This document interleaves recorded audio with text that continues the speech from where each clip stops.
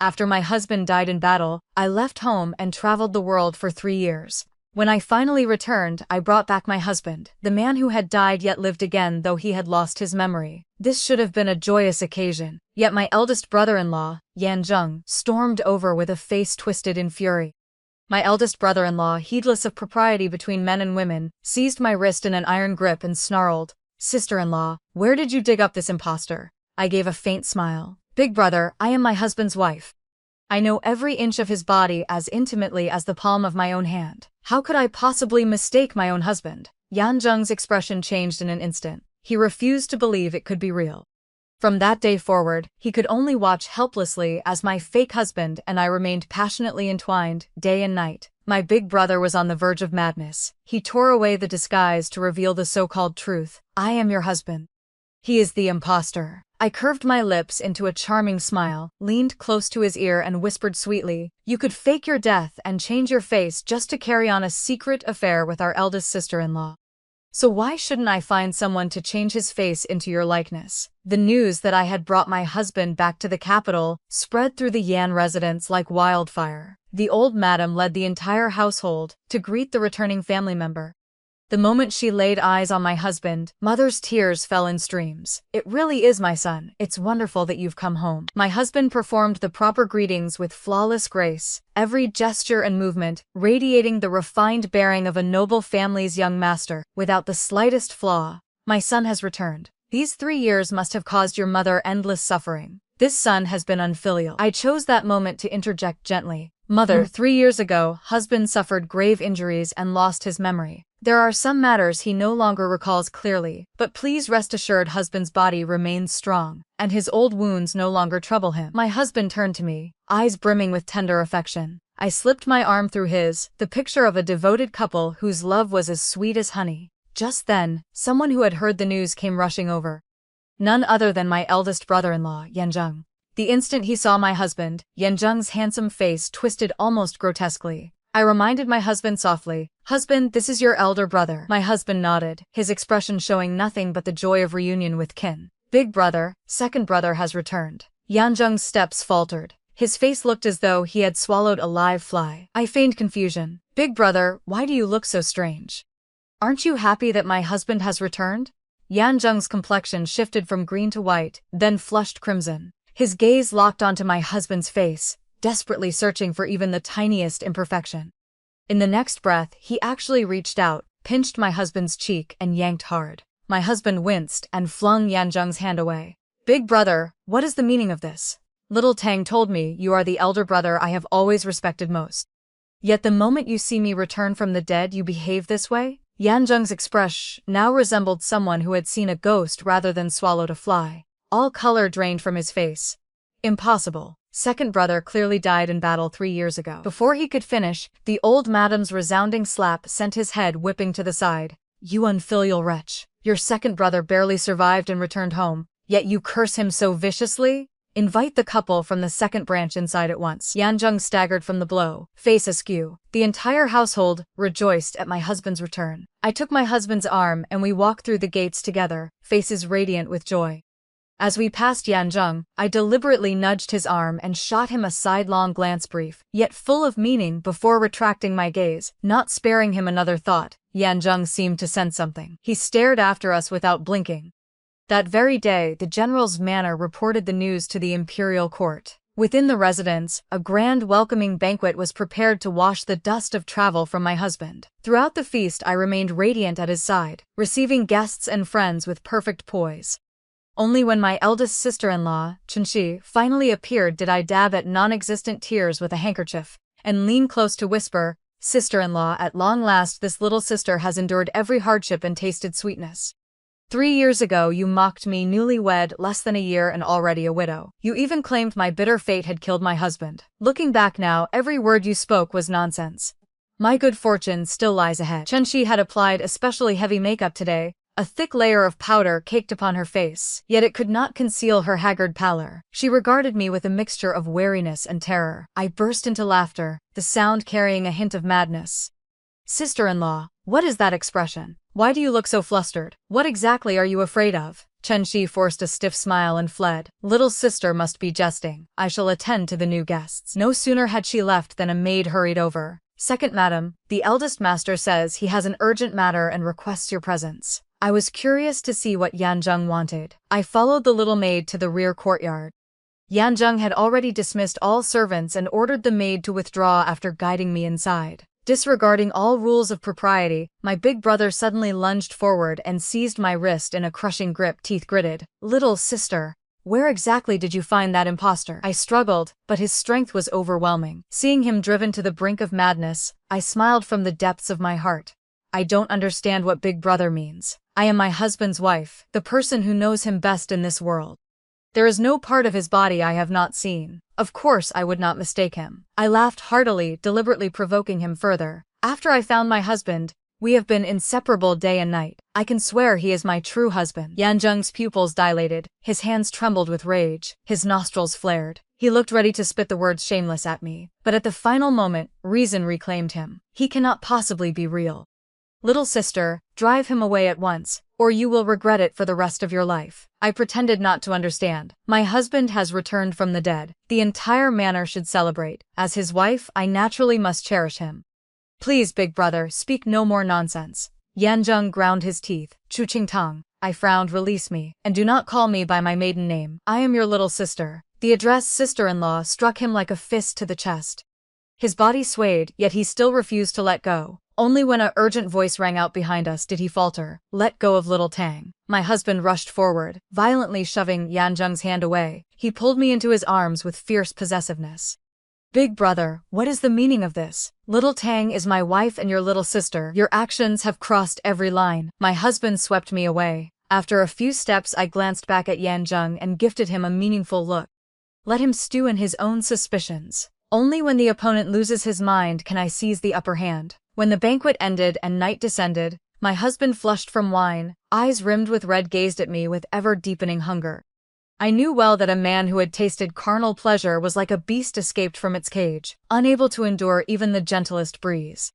He drew me close, fingers tracing lazy circles on my waist, and murmured against my ear with a low chuckle, Little Tang, how fortunate I am to have met you in this lifetime. Catching sight of a faint emerald jade pendant swaying, I deliberately met his eyes with a shy smile. Husband, from this day forward, let us live well together. Yanzheng finally snapped. He stepped out from the shadowed corner beneath the eaves, the dim lantern light casting his face in half light, half shadow. My husband and I had been home barely half a day. After the initial shock and fury, Yanzheng must have pieced together part of the truth by now. He blocked our path, his gaze dropping to the large hand resting possessively on my waist. You truly possess a face identical to second brother's, he said, voice laced with challenge. But I am his elder brother, I will not be deceived, either. Tell me, what little secrets did we brothers share in our youth? How cunning! Only Yanzheng himself knew those youthful secrets. Whether my husband answered or not, he could deny everything. My husband's expression never wavered. The corners of his mouth lifted slightly. Big brother, second brother has lost his memory. Everything I know was told to me by little Tang. As for any secrets between you and second brother, little Tang knows nothing and has never mentioned them to me. How could I possibly know? Yanzheng refused to relent. He laughed coldly, furious. Even with your memory gone, you trained in martial arts since childhood and possess peerless techniques. Do you dare spar with me? I allowed a flicker of panic to cross my face. Yanzheng noticed immediately and thought he had found the flaw. You don't dare? Or are you guilty? I looked helplessly at my husband. He patted the back of my hand reassuringly. Don't worry, little Tang. Though I was wounded, the skills I learned remain. Yanzheng summoned household guards and several deputy generals to serve as witnesses. I stood aside, twisting my handkerchief, my face a mask of anxiety. Chen Shi, clearly forewarned by Yanzheng, had regained her composure and stood beside me with a faint smile. Little sister, why so tense? Second brother's martial prowess has always surpassed his elder brother's. He will certainly suffer no loss. My expression remained filled with worry, until my husband's strike sent Yanzheng crashing to the ground. Only then did I slowly raise an eyebrow and turn my mockery upon Chen Shi. Sister-in-law, what is that look? You seem convinced I'm nervous. In this world, some things appear real yet are false. Others seem illusory yet prove true. Truth and falsehood are truly difficult to distinguish, aren't they, my dear sister-in-law? Now it was Chen Shi's turn to look horrified. Little sister, what exactly do you mean? I merely smiled and directed my gaze toward the martial platform. My husband glanced at me. I answered with a flirtatious look, then declared loudly, "My husband is truly valiant." Those words seemed to ignite something within him. Every technique he unleashed carried full force, driving Yanjung back step after step until the latter spat a mouthful of fresh blood. Had the deputy generals not repeatedly shouted for him to stop, my husband might have taught Yanjung a permanent lesson in humility. The general's strength has not only remained undiminished, it has grown. The Yan family's fist techniques have reached perfection. The deputy general's praise came straight from the heart. Yanjung looked utterly bewildered. How is this possible? Who are you? My husband half knelt before him. Big brother, of course I am your second brother. As Little Tang mentioned, I trained under grandfather since childhood and possess great talent in martial arts. Big brother even harbored resentment toward me because of it. Now that we have both grown and established ourselves, we should unite to honor our ancestors. Surely Big Brother does not still begrudge me simply because he cannot defeat me? I stepped forward, drew an embroidered handkerchief, and personally wiped the sweat from my husband's brow. Yanjung rose slowly, eyes blazing with hatred as they fixed upon me, as though he wished to snap my arm in two. I met his gaze, tone cool. Big brother, you still cannot compare to my husband. Out of respect for you as eldest brother, I will not hold this against you. But do not speak nonsense again. Everyone present can testify. My husband is the true second Master Yan. There is nothing more to debate. Hand in hand, my husband and I departed without a backward glance. Behind us, Yanjung and Chunxi watched, their eyes filled with 3 parts terror, 3 parts panic, and boundless suspicion. Dusk settled over the main courtyard of the eldest branch, shrouding it in deathly silence. Yanjung sat bare-chested while Chunxi applied salve to his wounds. For 2 years these two had been the picture of marital bliss, zither and flute in perfect harmony, passionate nights without end, endless, sweet words exchanged. Yet now they sat in strange, oppressive quiet. Chunxi's hand trembled, pressing too hard on a wound. Yanjung hissed, "Fool, why so rough?" Chunxi had never been spoken to thus. She swallowed her grievances, yet fear flooded her heart even more. "Yilang, what exactly is happening? The man Chu Qingtang brought back not only defeated you but also knows the Yan family's martial arts. Could it be he has returned?" "That's right, the real name of this man is Yan Ye." Yanjung's brows knitted so tightly the crease between them nearly merged. "Impossible. Big brother has never been my match. Yet he truly knows our family's techniques." The image of Chu Qingtang and that man entangled flashed through his mind. Rage and irritation surged. He longed only to vent his fury. He was certain he himself had personally pushed Yan Ye into the enemy camp, had watched his head be severed. How could the dead return? There had to be trickery. The man Little Tang brought back was definitely problematic. Chunxi's tone turned sour. "Yilang, what did you just call her? Don't forget you are my husband now." Yanjung reined in his expression. Recalling their 2 years of affection, his voice softened. He was cornered. He could not afford Chunxi causing more chaos. He coaxed her gently. "I did all of this for you. I abandoned my own identity, changed my name and face. What more do you doubt? The priority now is exposing that imposter. The general's manor, regardless of everything, can only belong to you and me." Chunxi embraced him from behind, soft as water. "I only worry too much about you. I am jealous that Chu Qingtang married you. She is merely your wife in name. From now on, stay away from her. No matter what, she has already lain with that imposter. She is no longer pure. Once everything is revealed, we can drown her in the lake." Yanjung shuddered violently, feeling as though horns sprouted upon his head. A sudden thought struck him. He lowered his gaze to the scar on his own chest, boldly pushed Chunxi's hands away, threw on an outer robe and strode out. He would personally verify the imposter. When Yanjung arrived in haste, my husband had just carried me from the bath. His powerful frame was covered in countless scars, large and small. Perhaps today's encounter with Yanjung had stirred his jealousy, fueling his possessive desire to new heights. He laid me upon the bed, knelt on one knee, took my ankle, and began massaging the aches from our long journey. "We're finally home," Little Tang has suffered. Our eyes met, brimming with lingering affection. At that moment, commotion erupted outside the door. "Eldest master, you cannot enter. The second master and second madam have retired. Out of my way. Let's see who dares stop me." A maid's pained scream followed as she was kicked aside. Yanjung had clearly planned this. He kicked the door open and charged inside. The scene before him froze the blood in his veins. His eyes turned ice cold. "What are you doing? Release her." Like a rabid dog, he lunged forward. My husband reacted instantly, yanking the bed curtains shut to shield me. Through the thin fabric, Yanjung shouted desperately, "Chu Qingtang, open your eyes and look carefully. This man is not your husband. You have been deceived. My husband seized Yanjung by the collar, halting his advance. Big brother, what do you mean? The entire household recognizes me. Why do you alone insist I am an imposter? Others might err, but little Tang and I are husband and wife. We have seen each other openly countless times. How could she be mistaken? Even the most intimate parts of my body, she knows them as well as her own palm. I straightened my collar, lifted the curtain, and stepped down from the bed, hiding behind my husband while revealing only my beautiful face. Big brother, it is late at night. Instead of resting, you come to disturb your younger brother and his wife. Is this not lacking in propriety? My husband laughed roguishly. Indeed, big brother, second brother and little Tang are about to retire. Our marital harmony is excellent, and we are still young. Please show some understanding. Yanjung roared. I forbid it. Imposter, get out at once. I will expose you right now. With a furious shove, he sent my husband stumbling back. In the next instant, he tore open my husband's undergarment. Fabric ripped, my husband's chest lay bare. The light in Yanjung's eyes died. He stared, transfixed, at the crescent-shaped scar upon my husband's chest. How can this be? This cannot be real. He reached out, fingertips brushing the scar, then dug in viciously. The scar did not yield. My husband raised an eyebrow, chuckling softly. Big brother, what are you doing now? Little Tang said this scar came from when I fell off a cliff in my youth and was scratched by a tree branch. At that moment, Yanjung's last hope shattered, leaving only impotent rage. Everyone in the capital knew of that incident back then.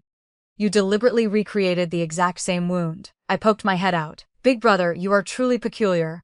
On what basis do you insist my husband is fake? My husband added calmly. That's right, big brother. You are so certain I am an imposter. Could it be you know where the real second master of the Yan family is? Yanjung was struck speechless. He dared not answer. At least for now, guilt gnawed at him. He did not even dare open his own collar to reveal the identical scar on his chest. Once more he fled in denial. But my husband's hearing was terrifyingly acute. He deliberately blew warm breath against my ear. He is right outside the courtyard. Little Tang, would you like to play a more thrilling game? One glance from him was all I needed. The bed curtains fell, and the room filled with the warm, lingering scent of spring. My husband teased me mercilessly until my voice grew hoarse from screaming. The next morning, when I awoke, sunlight already streamed through the windows. A trusted maid reported, Second madam, last night the eldest master kept vigil outside the courtyard. In his frustration, he even uprooted several potted plants. I smiled. The wonderful performance has only just begun. My husband had gone to the palace to meet the emperor. In the battle 3 years prior, he had rendered great service. At the time, believed dead, the court could only bestow rewards that had all fallen into the eldest branch's hands. Now that my husband had returned, the question of actual power was another matter entirely. I wondered what Yanjung would feel when he realized the merits he thought were his were about to be claimed by another Sumyun, wearing his face and living under his identity. I led the servants of the second branch in grand procession straight to the eldest branch's courtyard. Chenxi looked as though she had not slept a wink. Her face was haggard. She always favored pure white attire, cultivating the image of a delicate, fragile flower, the type men adored. I was the complete opposite, dressed in luxurious silks, golden hairpins and swaying buyao gleaming, radiating confidence and nobility. Sister-in-law, you look unwell. Did you sleep poorly? Chenxi clutched her handkerchief tightly. She had likely waited for Yanjung all night, only for him to spend it eavesdropping in a corner. Her eyes burned with hostility. Understandable, the man she had stolen from me originally belonged to no one but me. The slightest disturbance sent her into paranoid spirals, for deep in her heart guilt already festered. Chenxi asked, Little sister, why have you brought so many people to my courtyard? What is this about? I nodded, dropping all pretense. Sister-in-law, I searched for my husband for 3 years. Previously, the imperial rewards and the monthly stipends accumulated by the second branch over those 3 years all fell into your hands. I produced the account books. These were retrieved from the accounting office. Now that my husband and I have returned, I hope sister-in-law will return everything to the second branch. Chenxi's already poor complexion turned ashen. Overnight she seemed to have aged years. I suddenly recalled the second day after my marriage. Chenxi had supported my drunken husband home. Even then I should have realized they already shared an illicit affair. That day she had arrogantly mocked me. Little sister, I brought second brother back for you. But though the man is yours, his heart may not belong to you. Second brother has always preferred elegant, otherworldly women. Now, facing her pale face, I smiled. Sister-in-law, if you took what belongs to others, you should return it. don't you agree? Chen-shi forced a smile. Little sister, the second branch still has no heir, yet I have a pair of dragon and phoenix twins. Every expense requires silver. We are one family. There is no need to be so petty. My face darkened. Sister-in-law, those words are incorrect. If the eldest branch has heirs, the second branch will soon have them as well. Raising children costs money. Sister-in-law comes from a scholarly, upright family. Surely you do not enjoy seizing others' possessions? Chen-shi gritted her teeth. Even if I return everything, part has already been spent. No matter how you pressure me, I cannot produce it. You are deliberately making things difficult. I fear no one. According to the ledgers, take everything that can be taken. My people began carrying items out. Chen-shi watched, eyes wide, as her courtyard's wealth vanished. Suddenly the twins ran out and hurled mud at me. Evil woman. Beat the evil woman to death. Chen-shi shielded them quickly. Children don't understand. Little sister, pay them no mind. She spoke sweetly while allowing the children to continue kicking me. I looked down at the pair and smiled without anger. These two children resemble my husband so closely. I've heard children take after mother, father, or uncle, but I've never seen any resemble their second uncle so perfectly. Strangers might think they are my husband's own flesh and blood. Chen-shi paled. She immediately hid the children behind her and ordered the wet nurse, take the young master and young lady away at once. I covered my mouth, laughing inwardly. Sister-in-law, children grow up eventually. Some truths will surface sooner or later. Adults can cover for them, but can two little ones do the same? In the end, the second madam of the eldest branch had returned less than half the property. The eldest madam still dares seize the second madam's dowry? The maid seethed with indignation. I remained perfectly composed. That afternoon my husband, freshly promoted to deputy commander of the military command, accompanied me back to my natal home. My father was the current censor-in-chief. My elder brother served as junior tutor to the crown prince. I shed only a few tears, and both father and brother immediately understood. This is utterly unreasonable. The Yan family's eldest branch bullies my daughter simply because she has no one to rely upon? Fortunately, my daughter found her husband. Otherwise, they would have swallowed everything long ago. My husband performed a deep salute. This son-in-law was incompetent and failed to protect little Tang. But father-in-law and elder brother-in-law, rest assured, from this day forward I will never allow such matters to occur again. That very day, a memorial from my father impeaching the Chen family was delivered to the emperor. The next morning, after morning court, my father wept bitterly once more. Your Majesty, you must uphold justice for this old minister. Lord Chen failed to teach his daughter properly. Chen-shi, relying on her position as sister-in-law, bullied my helpless daughter, seized stipends, and even attempted to take her dowry. My daughter is honest and simple. Can she contend with them? The emperor, already vexed by ministerial family squabbles, merely scolded Lord Chen. The Chen family prided themselves on scholarly purity. Lord Chen, who lived for reputation, stormed home after court and slapped his own daughter across the face. Chen-shi's head snapped sideways. Father, would you truly strike your own daughter for an outsider? Lord Chen delivered a second slap. Unfilial wretch. This afternoon our Chen family's face has been utterly lost because of you. Within 3 days, by whatever means, you return every last item to the second branch. Chen-shi wanted to run to Yanzheng and weep out her grievances. Yanzheng, contemplating how some unknown wild man now enjoyed the merits that should have been his, had taken his wife, worn his face, lived under his identity, felt his future stretch before him, gray and hopeless. He could not comprehend why the face-changing scheme he had once devised now filled him only with regret. In just 3 short years, the mere sight of Chen-shi in another's arms had once filled him with joy. He had wanted only to spend his life with her, even to the point of killing his own elder brother. Now his heart held nothing but disgust. Chen-shi had gone mad. Why did you let that cheap woman Chu Qingtang take everything? The merits and rewards were clearly earned by you. Before she finished, Yanzheng's heart bled anew at the mention. Chen-shi's face darkened as she seized his hand. Or should we simply eliminate them completely so the second branch vanishes forever? Yanzheng hesitated. Chen-shi's fury exploded. What?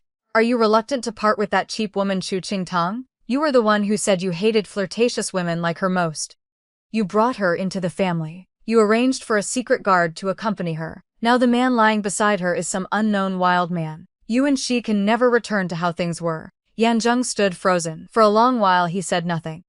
Staring at the ferocious face before him, he suddenly saw in his mind Chu Qingtang's charming hibiscus-like beauty. He began to wonder if he had been bewitched all along. Shut your mouth. He flung Chen-shi away.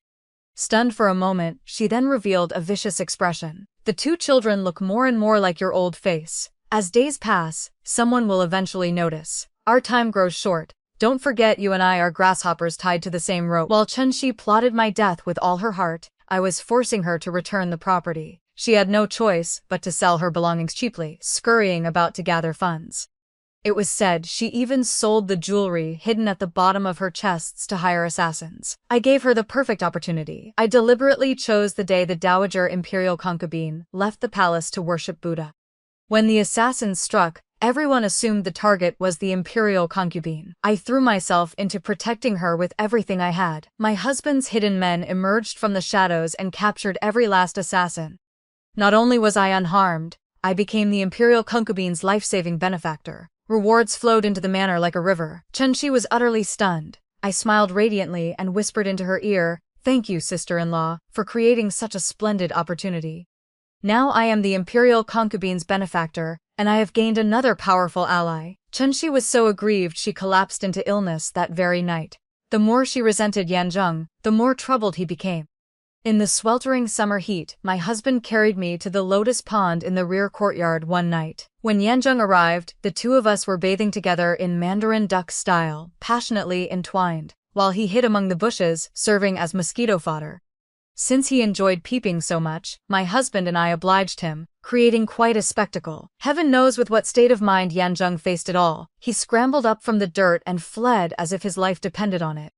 That day my husband had gone to the military camp. Yanzheng finally descended into complete madness. He cast off his disguise and appeared before me to confess. "That wild man is fake. I am your real husband." I feigned horror.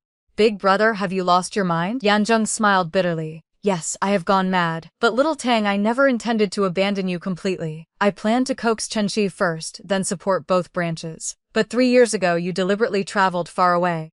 I wanted to dote on you, yet had no chance. I know you loved me deeply, but I am the true second Master Yan. The one you love is me. Little Tang, open your eyes wide and see clearly. I am your husband. Listen to me, expose that impostor, and from now on I will stay by your side." I could not help laughing loudly until I bent double. "Yanzheng, why are you laughing? On what basis do you think I would need a man who can only hide beneath another's skin? My current husband surpasses you in every way. Every night he remains by my side. Why would I need your pitiful company? Besides, you are filthy now. Especially Froze. You, what do you mean? You already knew?" I stepped closer and whispered into his ear like a demon. "You could fake your death and change your face just to secretly consort with your own sister-in-law. So why shouldn't I find someone to change his face into your likeness?" Yanzheng staggered as though struck by lightning. You? You always knew that Wild Man was also brought back by you?" He finally understood. "No wonder you suddenly went traveling. You specifically brought him to replace me. Face changing is not accomplished in a single day or night. Making one person identical to another is no simple matter. You needed sufficient time. I delivered the final, fatal blow. On the day I married into this family, you arranged for a secret guard to accompany me. Then you killed him to silence him and even destroyed his face. But what you never expected was that I secretly saved him." Yanzheng finally grasped everything. "So that's how it is. No wonder he knows the Yan family's martial arts. He also knows every detail about me as intimately as the palm of his hand. I must report you all. This is a crime of deceiving the emperor. You also failed in your duties as a wife. Chunxi spoke truly. A woman like you deserves to be drowned in a pig cage." He threatened me. I shrugged indifferently. "Oh? Then do you believe anyone will listen? Even if you scream until your throat tears, outsiders will only think you have gone mad. If we speak of deceiving the emperor, you are the primary culprit." Looking at Yanzheng's miserable state, desperate to kill me yet unable to strike, he could only accept defeat in bitter frustration. I smiled in satisfaction. His face twisted with rage and panic as he turned and fled. At that moment my husband stepped from the shadows. He embraced me from behind, chin resting on my shoulder. "Little Tang, is it time to close the net? I no longer wish him to hover before you." I stroked my husband's face, thoroughly pleased with his obedient demeanor. Soon, when a person is driven to desperation yet glimpses a sliver of hope, they are most easily ensnared. I knew Yanzheng would risk everything to advance. Therefore I had you, together with my father and elder brother, secretly obstruct him repeatedly. Then when he was on the verge of collapse, I secretly reported him and guided him to the crown prince. The emperor, robust at 56, had sired the crown prince yet never formally established him. The crown prince, already 30, had watched dozens of younger brothers born one after another. Naturally, he could no longer remain idle.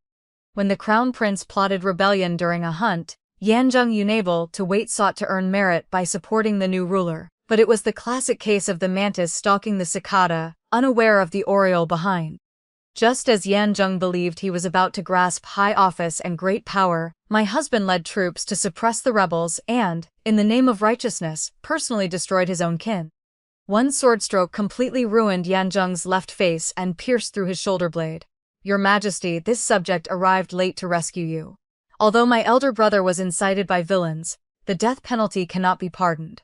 This subject begs your Majesty to punish him severely. Yanzheng realized the tide had turned completely. He grew even more frenzied and screamed, I am not Yanzheng, I am Yan Ye. I am the true second master of the Yan family. The one your Majesty should execute is him. My husband moved with lightning speed and severed Yanzheng's tongue. Your Majesty, forgive me. My elder brother has completely lost his mind. Ever since the day he swapped faces, he has no longer been Yanzheng. The eldest branch was implicated.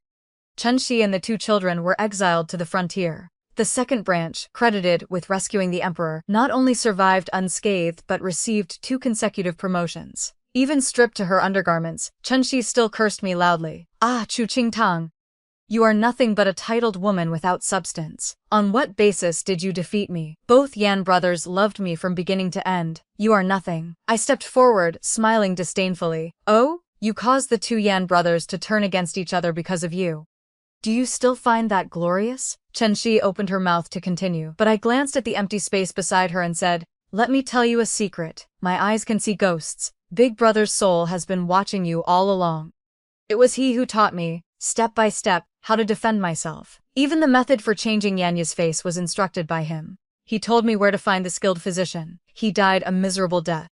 He hated you 2 despicable creatures to the bone. He is standing right here now. Can't you see him? Chen Shi's pupils dilated. The once elegant beauty had long become a resentful woman. She stood frozen, not daring to turn her head. A foul liquid trickled from beneath her skirt. Her lips moved ceaselessly. It's not me, don't come for me. If you hadn't suspected me and Yi Lang, we would never have thought of killing. Don't come here. Mother and children of 3 had barely left the capital when they perished suddenly outside the city. Before the night of Yanzheng's beheading, I visited the prison. His eyes stared fixedly at me. He could only emit choked whimpers. I looked down upon him as one looks upon a dead dog. You thought you understood Big Brother best and could imitate him without flaw. But don't forget you and I were once husband and wife. I too can find someone to imitate you perfectly. Moreover, the secret guards who followed you for years know every detail of your life and habits as intimately as the palm of their hand. Yanzheng no, it should be Yan Ye now. Everything in this world is cause and effect, karma and reincarnation. You changed faces to harm others and died because of face changing. It is all retribution. After the eldest branch's affairs concluded, I invited a high monk to perform rites for Big Brother. The ghostly aura surrounding him dissipated. The murderous energy throughout his body vanished. He revealed an honest, simple smile, waved at me, then turned and walked into a beam of light. From that day forward, he no longer existed in this world. The affection between my husband and me remained as strong as ever. After giving birth to twins, my husband could not bear for me to endure another pregnancy. He personally drank a sterilization potion to prevent it. With my assistance, my husband rose rapidly through the ranks. A few years later, he became a high official before the throne. In the year the new emperor ascended, my husband was 40, already a powerful minister who had served 2 dynasties. His position was exalted, his authority reaching the heavens. Tall, strong, and handsome, his appearance remained as dashing as ever. Overnight he became one of the most sought-after husbands in the capital. Every day after court he personally purchased for me a freshly baked pastry. Every year he personally selected the most fashionable jewelry and clothing for me. Yet that very year, my husband secretly kept a little songbird outside, only 16 years old, even younger than our daughter-in-law. He believed he had hidden it perfectly, but the matter of my eyes seeing ghosts, I had never told a soul. People do not reveal secrets, yet ghosts can. That year, my husband and I welcomed a grandchild. To the outside world, for 25 years my husband continued to love me as deeply as in the beginning. I maintained perfect calm, pretending ignorance. He believed everything remained under his control. The maid combing my hair sincerely praised, "Madam looks barely over 30. At your age, to still be so favored." I merely smiled without speaking. Both sons had entered officialdom. But how could 3 generations of Yan men occupy high positions simultaneously? As a father, he had reached the time for sacrifice, and I, having stood by his side for 25 years, had grown weary. His keeping a little songbird outside, I understood completely. Half a year later, war erupted in the north. I heaped praise upon my husband. Husband, you are only 40, the perfect age to establish great merit and reputation. You must seize this opportunity to become a renowned general. My husband, having savored the sweetness of power these years, greatly enjoyed my flattery. Indeed, he volunteered to lead the campaign. Not only did I encourage him toward the northern frontier, I secretly arranged for my own people to lie in ambush beside him. After our army's great victory, I would ensure the general remained on the frontier forever. Simply bring back his head. Only by losing the head can one die completely. When I first married into the Yan family, I had carried a young girl's heart. But once bitten by a snake, one fears ropes for 10 years. How could my husband believe I was truly moved by him? Another year passed. Our army triumphed, yet my husband did not return alive. News from the front reported that after the great victory he had accidentally fallen into a trap and been beheaded. The entire court mourned. The new emperor heavily rewarded the Yan family. All military merits were heaped upon me. I was conferred the title of first-rank imperial mandate madam, enjoying a fief of 1,000 souls. That little songbird raised in the back alley came crying and screaming to our door. I am the one in General Yan's heart.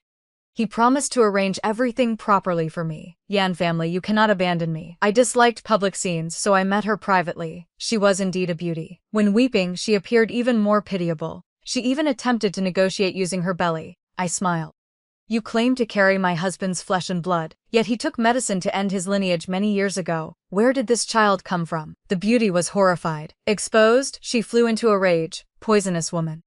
General Yan was still sending letters days ago claiming great victory. Was it you playing tricks? I remained silent, offering no denial. The beauty cursed. No wonder the general said you were deep and unfathomable. I suddenly grew interested. Oh? What else did he say? In her fury, spoiled rotten by Yan Zhengshe blurted everything without restraint. The general said you had grown old and he had lost all interest. He also said that as long as you live one more day, he cannot live openly and honestly as himself. I am the one he loves most. I deserve a share of the general's merits. Perhaps because of my age, or because I had already obtained so much, the beauty's curses elicited no reaction from me. Of course, my husband could never live openly and honestly as himself, because he was originally nothing more than an impostor. He was merely a tool I had used for revenge, to secure my position, to bear children, and to enjoy pleasure.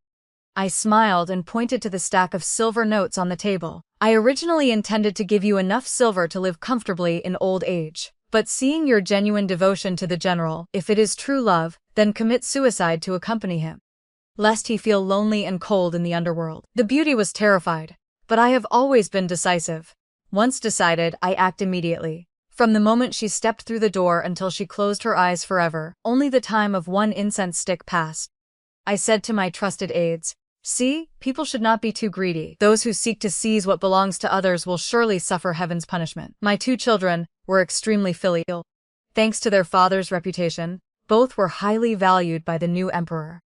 I began attending operas and plays, selecting quite a few handsome young actors. I also spread rumors that the performers I brought back mostly bore some resemblance to my late husband. Everyone said I harbored deep affection and righteousness for my deceased spouse.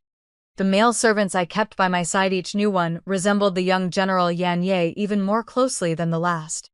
No one knew that since the day I married into this family at barely more than 10 years of age, in my heart the nominal husband Yan Ye had already been a dead man. This lifetime's performance, I have enacted it to my complete satisfaction.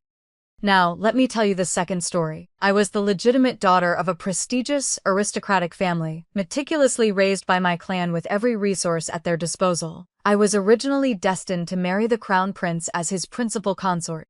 Who could have imagined that a woman from another world would appear out of nowhere and cause the crown prince to break off his engagement with me? Everyone assumed I would fight desperately to keep my place. Little did they expect that I would simply remove my hairpins, barefaced, and walk calmly into the Taiji Hall to petition His Majesty to grant the marriage to the 2 of them instead. That very night, I boarded my carriage and left the capital, not returning once in 3 long years. During those 3 years, the crown prince and that woman went from being passionately inseparable to gradually developing resentment. When he took in 2 more low-ranking concubines, that woman completely collapsed. She wailed in front of a crowd, demanding the system send her back.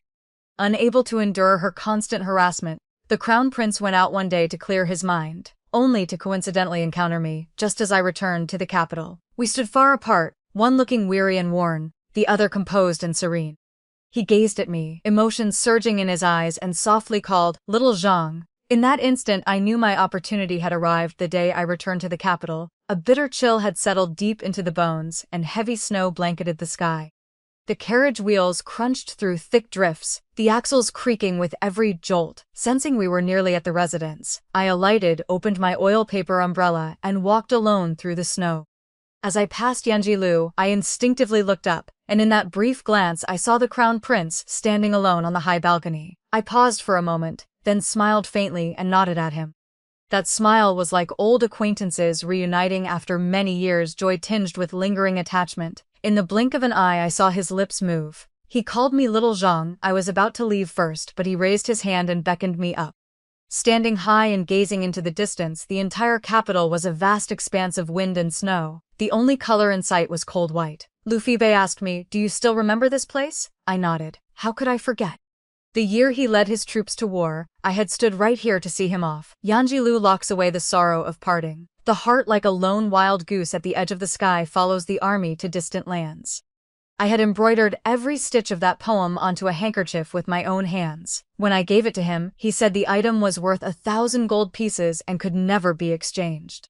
Yet later, to prove his sincerity to Chen Yifu, he personally tore that very handkerchief in two. He even sent someone to relay the message. The token of our affection has been destroyed, and from this day forward, all ties between us are severed. Lu Fei Bai and I stood in silence for a long while, neither speaking. After some time he turned and asked, "How have you been these past few years?" I replied calmly, "I thank your highness for your concern. These past 3 years, this humble one has wandered the 4 corners of the world. I have seen the snowy peaks of Kangshan and the spring scenery of Jiangnan." Lu Fei Bai pondered.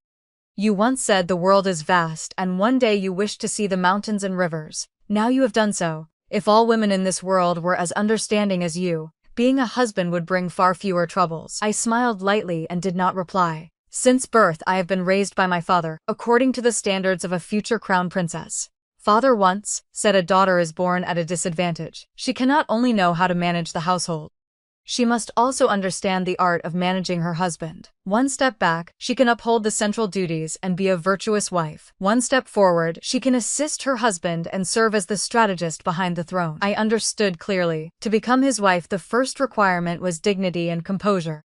Most of the time I had to be like a flower reflected in water, gentle, and still treating the crown prince as my superior, respectful but never overly flattering, occasionally revealing a touch of shyness and admiration. The affection between us was something everyone could see. On the day I came of age, His Majesty, going with the flow, designated me as crown princess, waiting only for Lu Fei Bai's triumphant return before we. Within the residence I personally embroidered the wedding garments, stitch by painstaking stitch. My mind filled every day with anticipation for the moment he would lift my red veil. At that time we would be passionately in love, like jade linked with pearls. I watched the stars and the moon until finally I waited for him to return victorious on horseback. But the very first thing he did upon returning was kneel for a long time in the Taiji Hall, begging to break off our engagement. He said, "Chen Yifu comes from another world. If she is not by my side, it would be as if my cultivation has failed, and the punishment for failure is to be reduced to dust." I was stunned for an entire watch, letting my tears fall like a storm. Then I immediately went to the study to discuss matters with my father. Father has always doted on me and comforted me that if I insisted, the position of crown princess could only be mine. I shook my head. "No, father, I want to break off the engagement." In that moment I saw disappointment in his eyes. Not fighting back might preserve dignity, but it would also invite the world's contempt. Yet my next words shocked him. Not only did I want to break off the engagement, I also wanted to leave the capital immediately. The crown prince and I had been together day and night. I understood his temperament and taboos all too well. It was said this woman was different. She constantly parroted phrases like one lifetime, one heart, and threatened that if he did not comply, the system would send her back to the modern era. Right now the crown prince was so infatuated, he naturally kept his word generously. But he was the future ruler with 3 palaces, 6 courtyards, and 72 concubines. How could she still bind him with vows then? I would retreat in order to fulfill their wishes while making the crown prince feel guilty toward me. When resentment finally grew between them, that would be my moment to return. Just think when he was mentally and physically exhausted, and once again encountered this childhood sweetheart with a face as fair as snow and radiant as spring flowers at that time, who would be a mere insignificant mosquito bite, and who would be the brilliant moonlight? My father looked at me, his gaze briefly unfamiliar, then quickly turned to pride. As expected of my daughter possessing both bearing and strategy, do as you say. This is a grand game and the stake is your entire life. But if one wishes to reach the pinnacle, there must come a time to bow one's head. That day, barefaced and hairpin removed, I knelt with him before the Taiji Hall, begging His Majesty to retract the imperial edict. I humbled myself to the extreme while elevating him to the clouds. In the end, His Majesty approved the memorial and cancelled our engagement. The snow gradually lightened, and a faint light appeared on the horizon. I take my leave, Lu Feibai. Just as I turned to leave, he said, I will escort you back, I replied.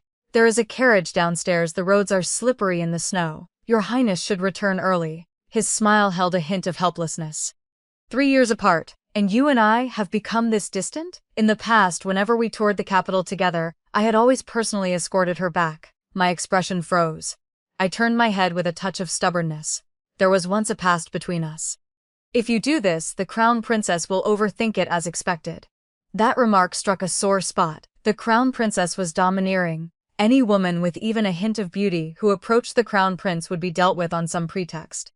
Chen Yifu had not given birth in 3 years, and even His Majesty could no longer tolerate it. A few days earlier he had bestowed 2 concubines upon the Eastern Palace. Chen Yifu had made a huge fuss, refusing to let Lu Fi favor them. The two had argued for many days, neither willing to yield. He was the crown prince above 10,000 below 1. Today he had coincidentally met me and was conveniently visiting his teacher. What did it matter if others gossiped? I put on a troubled expression, but my eyes could not hide a trace of secret joy. He saw it all. We walked side by side on the snow, one in red, one in black. Tomorrow the news of my return and my meeting with the crown prince would spread everywhere. When I left quietly, everyone thought I had lost. Upon returning, there was no need to hide. Someone would maintain my dignity for me. In the days that followed, I used the excuse of poor health and closed my doors to all visitors. Rumors of the crown prince and crown princess quarreling flew throughout the capital. I remained unmoved. At that time, I was at Princess Xianrong's residence, listening to opera on the stage. The singer's eyes were like willow threads, and the angle of her face bore 3 parts resemblance to my elder brother. Princess Xianrong asked, "What do you plan to do next, little sister?" I took a sip of tea, step by step, plan by plan. Princess Xianrong clicked her tongue. "Why are you even guarding me?" "Why indeed? Has all the information I provided you over the years gone to waste?" I knew I had misspoken. My voice softened. "Sister-in-law, it was a slip of the tongue. Please be magnanimous and don't take offense." Hearing me call her sister-in-law, she was delighted and no longer minded. It was a pity those 2 words could only be spoken in secret. Princess Xianrong's mother was Consort Liang. She had followed His Majesty since his days as heir apparent. Though she did not receive much favor, her temperament was gentle and harmonious. She did not compete for attention. His Majesty respected her as well. Because of this, Princess Xianrong was doted upon. Compared to the other princesses, she was more lively and cared nothing for red skirts and makeup. She only loved golden armor and martial arts. Back then, my elder brother was captain of the Imperial Guards, and she often came to our residence to discuss martial arts. Once her intentions were clear, she directly petitioned His Majesty for a marriage decree. My elder brother was taciturn and meticulous, yet he went to great lengths to find the best blacksmith, just to forge a red-tasseled spear that fit perfectly in the hands of the one in his heart. If my elder brother had not died, Princess Xianrong would have been my sister-in-law, but in this world there are few ifs. Reporting to the sovereign on the golden platform, the jade dragon is for the gentleman, all is fate. On the first day of next month is the memorial ceremony for my elder brother. Have the monks for the salvation ritual been invited? They will arrive at the end of the month. Father has already issued the obituary. I asked if my sister-in-law would come that day. "Of course," she said, voice choked. "I will attend as a widow to see him off." At this point, mentioning my elder brother, we said nothing more. On the stage, the opera had just reached the line, "The good night cannot be shared with you." After several verses of heavy resentment passed, I stood up to take my leave. Princess Xianrong looked worried. "Little sister, your return to the capital was so high profile. I'm afraid Chen Yifu will come looking for trouble on that day. When soldiers come, we block with generals. When water comes, we dam with earth. She is no demon or monster." She laughed. "Little sister is so carefree. It is I who am overthinking. Just don't forget that the death of your elder brother must be avenged by someone. Rest assured, sister-in-law. I know the person you speak of is the Crown Prince. That is a past I do not wish to recall because every time I think of it, I fear I will be unable to restrain myself and want to kill Lu Fei Bai. That year he went out in disguise and encountered a woman from the martial world. To someone like him, accustomed to refined and gentle young ladies of great families, a heroic and spirited female warrior naturally held a certain allure. He concealed his identity and often met with her, calling himself Xiaojiao of the martial world. My elder brother, as captain of the Imperial Guards, was responsible for protecting the Crown Prince. Lu Fei Bai found him an encumbrance and repeatedly slipped away alone to meet her. In truth, that woman was the holy maiden of the Fulan heretical sect. She approached the Crown Prince only to capture him and use him as a hostage to negotiate terms with His Majesty. Time was pressing. My elder brother discovered it, and only had time to order his deputy general to mobilize troops before rushing to rescue the Crown Prince himself. That woman was about to rendezvous with her accomplices when my elder brother intercepted her. Reinforcements had not yet arrived, and the pursuers were closing in relentlessly. My elder brother had no choice but to exchange clothes with the Crown Prince and lure the enemy away. In the end, Lu Fei Bai was rescued by the loyal troops, while my elder brother fell into the hands of the evil cult. He was subjected to all manner of torture, and then drawn and quartered by 5 horses. When his body was found, it was impossible to piece together a complete corpse. My elder brother, the one who had always protected me, had a bright future ahead of him, yet he died in a sordid affair of wind and moon, dying in such a manner that when the news arrived, no one could believe it. A man like him had not died on the battlefield, but because of a reckless romance. That death was a thorn in Princess Senrong's heart, and also a thorn in mine. All these years Princess Senrong hated Lu Fei Bai. She pinned her hopes on me, waiting for me to marry him, and then avenge my elder brother. I looked at the plaque of Princess Xianrong's residence. The characters flying like dragons and dancing like phoenixes. The days ahead were long. This time, upon my return to the capital, I would become the one who avenges my elder brother, and I would also demand justice. The game had only just begun. Who was the piece and who was the player? It was too early to say. On the day of my elder brother's memorial, nearly all the prominent aristocratic families in the capital sent representatives to pay their respects. My mother and I received the female guests. Those who came were sensible and did not dare cause trouble. Chen Yifu arrived late. Before she was seen, her voice was heard. "This palace has arrived late and missed the opportunity to offer incense to the great hero." What a sin indeed! A strong fragrance rushed forward. She was dressed in a gown embroidered with golden threads and floral patterns, walking with graceful ease like a resplendent hen, beautiful, yet foolish. I concealed the hatred in my eyes and respectfully knelt to pay my respects. Chen Yifu deliberately delayed calling me to rise, clearly relishing the feeling of others bowing before her. She walked past me and took the seat of honor, fiddling with her teacup several times before finally speaking. "All of you rise." The aristocratic families shared common interests and were tightly bound. They naturally disliked this kind of posturing. The ladies stood up and none stepped forward to engage her. Only my mother forced a smile and made small talk. "Madam, please do not grieve too much. Your son may be gone, but do you not still have a daughter? Miss Konglingjiang is exceptionally talented. I fear even your son might not have been able to match her, but one must speak the truth as it is. Miss Konglingjiang is so intelligent. Perhaps she has taken away the lifespan of Kong Tongyi." Aristocratic families place great importance on fate and physiognomy. Her words implied I had stolen my brother's life. My brother had died because of the Crown Prince's romantic entanglement. His Majesty had publicly announced that my brother had unfortunately sacrificed himself while suppressing bandits. My mother looked furious, but with so many people present, she could not explode. After I finished offering incense, I stepped forward and handed it to her. "Does the Crown Princess not wish to offer incense? Then please do so quickly." The dismissal was crystal clear. Chen Yifu's expression changed instantly. "Why is this palace offering incense with good intentions, yet you do not welcome it?" Has Miss Kong Lingzhang been away from the capital for so long that she no longer knows her place? I looked up and met her gaze directly.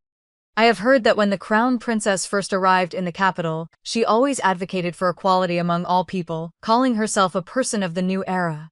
I shook my head, feigning a sigh. Now it seems, now she is just an ordinary person after all. Your tongue is truly sharp, Miss Kong. Do you still think you are the crown princess? How dare you raise your voice before me? Who will tell this palace what punishment is due for one who offends their superior? A maid behind her stepped forward. Reporting to the crown princess, you are the ruler, she is the subject. For one who commits verbal offense in public, slap her twice. For a repeat offense, beat her with 20 strokes of the rod. I smiled coldly. In just 3 years, she has become so adept at using power to oppress others. King Ying, slap her twice on behalf of this palace. I would like to see who dares to stop you. Everyone turned. Princess Xianrong approached, dressed in white flowers in her hair, eyes red-rimmed. Chen Yifu, if you want to cause trouble, go back to the Eastern Palace and do it there, do not go mad here. Princess Xianrong spoke without mercy. Chen Yifu's face turned pale, but she remained stubborn. Third sister has not yet married into the Kong family, yet she is already so eager to wear mourning clothes.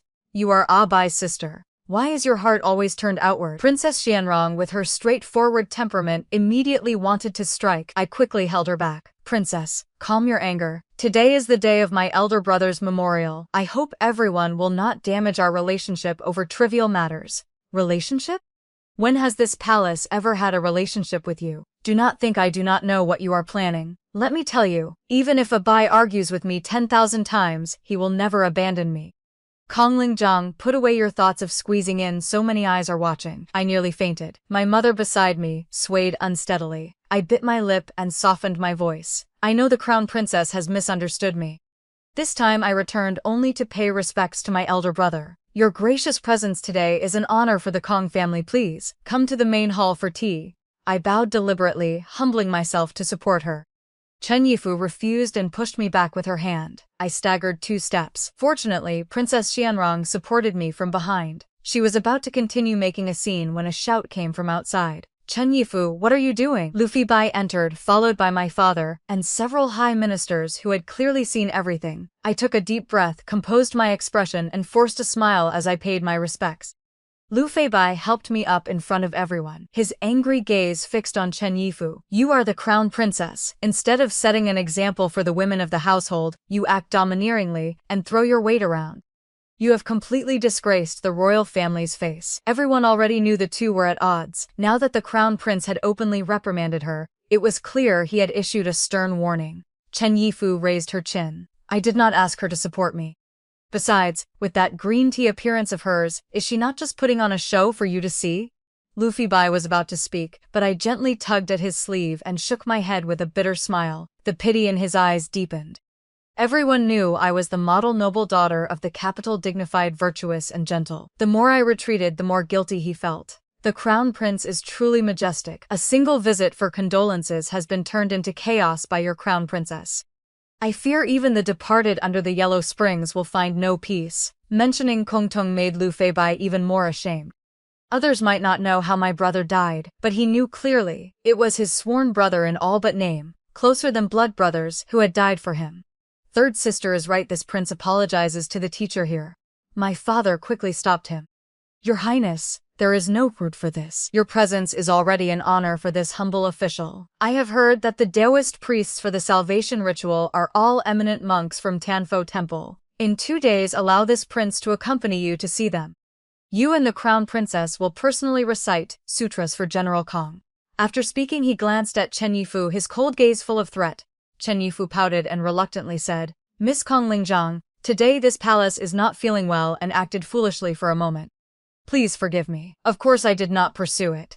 How weak I was, how aggrieved. I let Lu Bai see it all. That was enough time accumulated bit by bit, and the scales in his heart would gradually tip toward me. He might not truly love me, but in this world, who would refuse a woman of beautiful appearance, noble birth, who devoted herself entirely to him? All men were like this. The wife at home is never as good as the fresh concubine outside, and the concubine is never as good as the stolen one. They are all despicable in the same way. Since my return to the capital 2 months ago, Lu Feibai had secretly sought me out many times, but I had avoided him each time. After the day of my elder brother's memorial, I had accepted his kindness and could no longer continue avoiding him. At first I maintained a polite distance, but he deliberately brought up old matters, and I gradually spoke more. Realizing I had gone too far, I caught myself and returned to a cold and indifferent demeanor. But there were words I wanted to say, words that choked me until my face turned red, words I could not finish. And yet not saying them was also impossible. He took it all in, his gaze gentle, not at all feigned. Outsiders only saw me as dignified and proper, but I knew little Zhang was still just a young girl at heart. Beyond the misty boat and water, the green mountains loomed faintly. Inside the boat, with warm wine and light fragrance, we gathered around the stove to discuss ancient matters over 3 cups and 2 glasses. Feibai suddenly sighed. Little Zhang, if I said I regretted it, would you believe me? His words were ambiguous, the meaning beyond the words. I did not respond, only lifting my cup and gazing outside. Things too easily obtained are never cherished by people. I had to let him know that Kongling Zhang possessed her own proud backbone. His gaze gradually darkened and he smiled bitterly. The affairs of the world are like a chessboard. One wrong move, and the entire game is lost. After that, we drank together and watched the rain, neither of us mentioning the romantic entanglement again. That was exactly what I wanted. Neither taking the initiative nor refusing, leaving him itchy with unease, unable to leave me. Lu Feibai felt guilty toward my elder brother and also intended to win me over to show his sincerity. On the trip to Tianfo Temple, he did not ride in a sedan chair, but climbed the mountain steps one by one on foot. Little Zhang, the mountain path is slippery, walk behind me. I glanced at Chen Yifu, who looked somewhat hesitant. These past few days she had already been suppressed and was biting her lip in silence. Lu Feibai acted as if he did not see her and said gently, "Hold on to my robe, I will lead you up." Tianfo Temple had long since arranged resting quarters. Everyone rested for the night, and the sutra recitation began the next day. On the women's side, my room was adjacent to Chen Yifu's. My mother's health was poor and she was a bit worried, fearing that woman would cause trouble again. Princess Shanrong took the initiative to switch rooms, separating us. After a full day of travel, everyone was exhausted and went to bed early after the evening meal. In the room, the incense from the altar was faint. I slept very deeply. The window creaked softly, and in the quiet of the night I only heard a slight sound from the bed. Suddenly there was a commotion outside among the branches. Someone shouted loudly, "Fire! Fire!" Everyone woke up in panic and hurriedly dressed and ran out, choking on the smoke. Fortunately, it was the row of meditation rooms in front that had caught fire and had not spread to the living quarters. Everyone gathered in the main hall, each looking somewhat flustered. A young maidservant ran over. "It's terrible, the young lady is still inside." Princess Yanrong recognized her as my maid. She panted, "All of you masters, the young lady's room cannot be open. If something happens to the young lady, this servant will not be able to live either." Upon hearing this, my mother nearly fainted. Princess Xianrong comforted her while leading people to my room. The window was locked tightly. Princess Xianrong ordered the maid to fetch the key. "It is only a noble lady without rank. Is she worth making everyone wait? She dares not open the door. Could she be doing something shady inside?" Chen Yifu spoke sarcastically, and everyone began to lose patience. Princess Xianrong had no other choice. The situation was urgent. "Break down the door." The guards immediately complied. The door was broken open, and the crowd rushed in. The small room was simple, containing only an altar and a bed. On the bed lay a person covered by a blanket, motionless. Princess Xianrong hurried over. "Little Zhang, what is wrong with you?" "Ah!" She gasped in shock and stepped back 2 paces. As if remembering something, she immediately blocked the front of the bed, her voice trembling. "Everyone, step outside." But the room was so small that someone had already seen clearly that the person on the bed was a man. Everyone immediately erupted in commotion. My mother could not bear it and fainted. Princess Xianrong nearly screamed, "Everyone, get out!" Chen Yifu seized the opportunity. "How could she? The model of a noble daughter," I said it. "Long ago Kongling is the type who cannot move when she sees a man." Everyone saw it. In the temple, committing adultery, the crime deserves to be drowned in a pig cage. No, little Zhang is not that kind of person. The family traditions of the Kong family are known to all. They would never do anything filthy. Those present were all close to the Kong family and should have spoken up, but faced with the facts, no one dared to open their mouths. After all, they were all women. A single wrong word could offend others and implicate their own families. This matter was too serious. Someone go invite the crown prince here. When Lu Feibai arrived, the man on the bed had already woken up. Upon seeing his appearance, which bore some resemblance to himself, Lu Feibai's gaze turned cold. Chen Yifu spoke first, recounting the whole story from beginning to end, directly accusing me of adultery. A woman's chastity is of utmost importance. The matter is not yet clear. The crown princess had best not speak nonsense. Chen Yifu smiled coldly. Third sister, I heard that tonight you were the one who took the initiative to switch rooms with Kongling Zhang. You already had suspicions, yet you still defend her like this. Could it be that this man is the lover of both of you? Princess Xianrong was furious, but the fact that she had switched rooms could not be denied. Lu Feibai paid no attention to the women's quarrel, and only asked the person kneeling on the ground, "This is the women's quarters. Why did you appear here?" The man was somewhat stubborn and snorted, refusing to answer. A guard beside him drew his blade and stabbed straight into the man's arm. The man cried out in pain but remained tight-lipped. "Even if you beat me to death, I will not speak." Chen Yifu sneered. It seems he is still a devoted lover. Seeing that nothing could be learned, Lu Feibai rubbed his forehead and ordered him sent to the Dali temple for thorough interrogation. 2 guards accepted the order and prepared to escort the man away. "Oh, why is everyone here?" Everyone turned around. "I am standing at the door." The man immediately looked delighted. "Little Zhang." Chen Yifu spoke first. "Kongling Zhang, you are truly bold. The Buddhist monastery is a place of purity, yet you commit filthy deeds here. You have completely disgraced the face of the aristocratic families." I frowned. "What are you all talking about, Crown Prince? Father? What exactly has happened?" Everyone fell silent, and I grew even more confused. I could not sleep in my usual place, so tonight I went to the small Buddhist hall to recite sutras for my elder brother. Just now during the fire I was overcome by the smoke and fainted.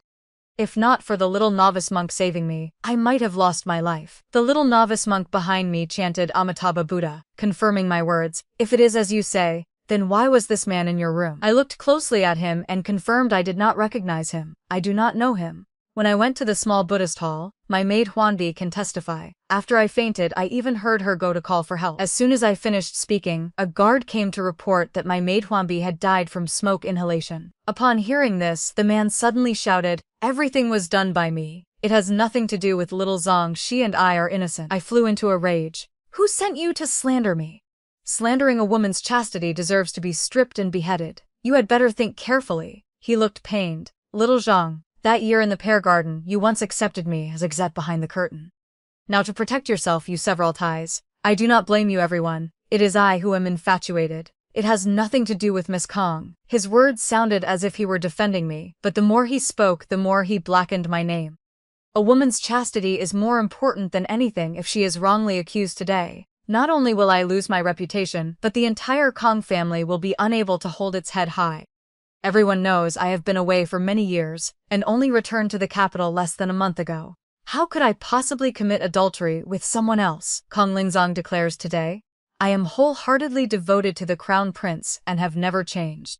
I would not stoop to something as trivial as this. I spoke decisively. Some people nodded, secretly defending me. Miss Kong comes from a noble background with a bright future. How could she regard a mere singer as a treasure? I do not believe it. That's right.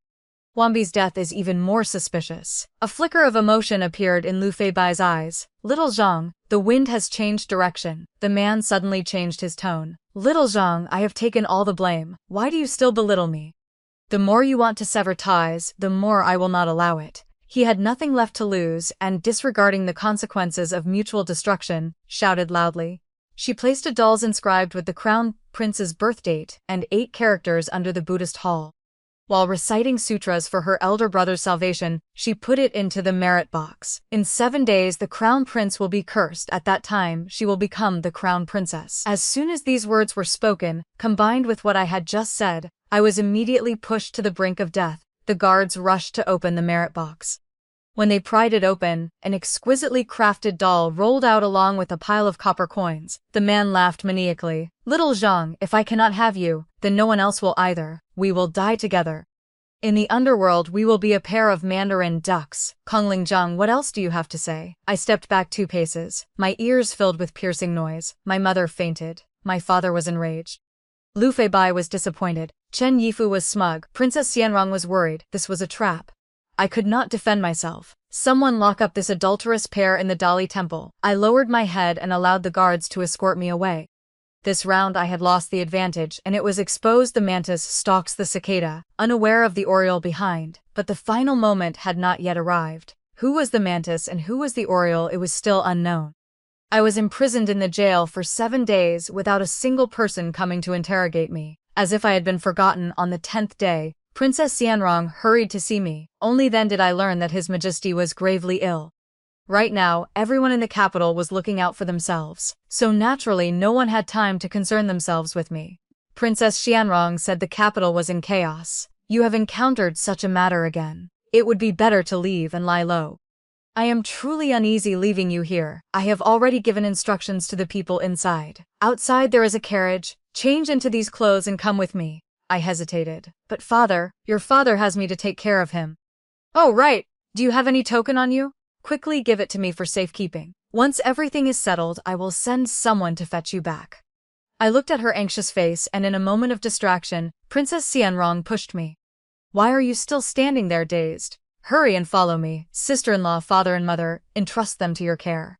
Princess Xianrong paused, then smiled. You silly girl, go quickly. Ah, the token, give it to me. I looked at her urgent gaze and slowly took out the jade pendant from my chest. Princess Xianrong snatched it and pushed me onto the carriage. Ah, see, quickly take Miss Kong away. The horse neighed and the carriage sped off. I lifted the curtain and looked back. Princess Xianrong stood in the middle of the road seeing me off, her smile carrying a trace of ruthlessness. I sighed softly. So it had finally come to this. The carriage headed toward the wilderness outside the city. I lit the fire starter in my hand, and a plume of distinctive purple smoke rose into the sky with the wind. Before long, someone stopped the carriage. What do you plan to do with Asi? I asked indifferently. Kill him. I had arranged to stay at a villa on the outskirts of the capital, sending out a carrier pigeon every day to the location Princess Xianrong had previously set up. Initially, she wanted me dead. Only if I died would the conflict between the Kong family and the Crown Prince become irreparable. With Princess Xianrong's methods, the incident at Tianfo Temple was full of loopholes. Only speed could cover it up. But His Majesty suddenly fell gravely ill, and plans could not keep up with changes. She had no choice but to use an inferior strategy. That year, the appearance of that martial world woman had been too suspicious. My father had nearly exhausted every means to investigate. From the few clues, he had traced every thread and finally suspected Princess Xianrong. It turned out, she had deliberately approached my elder brother from the beginning, waiting until my elder brother loved her deeply. She then laid a trap to make him die for Lu Feibai. In this way, my father, loyal to the Crown Prince, would develop resentment toward Lu Feibai and be gradually exploited by her step by step. 3 years ago, when I left the capital on the surface, it was because my engagement was broken and I left heartbroken. In reality, it was to investigate her. As a princess, she could command forces from the martial world. I had to clarify everything, step by step. These 3 years outside, I had experienced dozens of assassinations and poisonings, all narrowly escaping death, and all bore her shadow. I had to admit that Princess Xianrong was a master at manipulating people's hearts.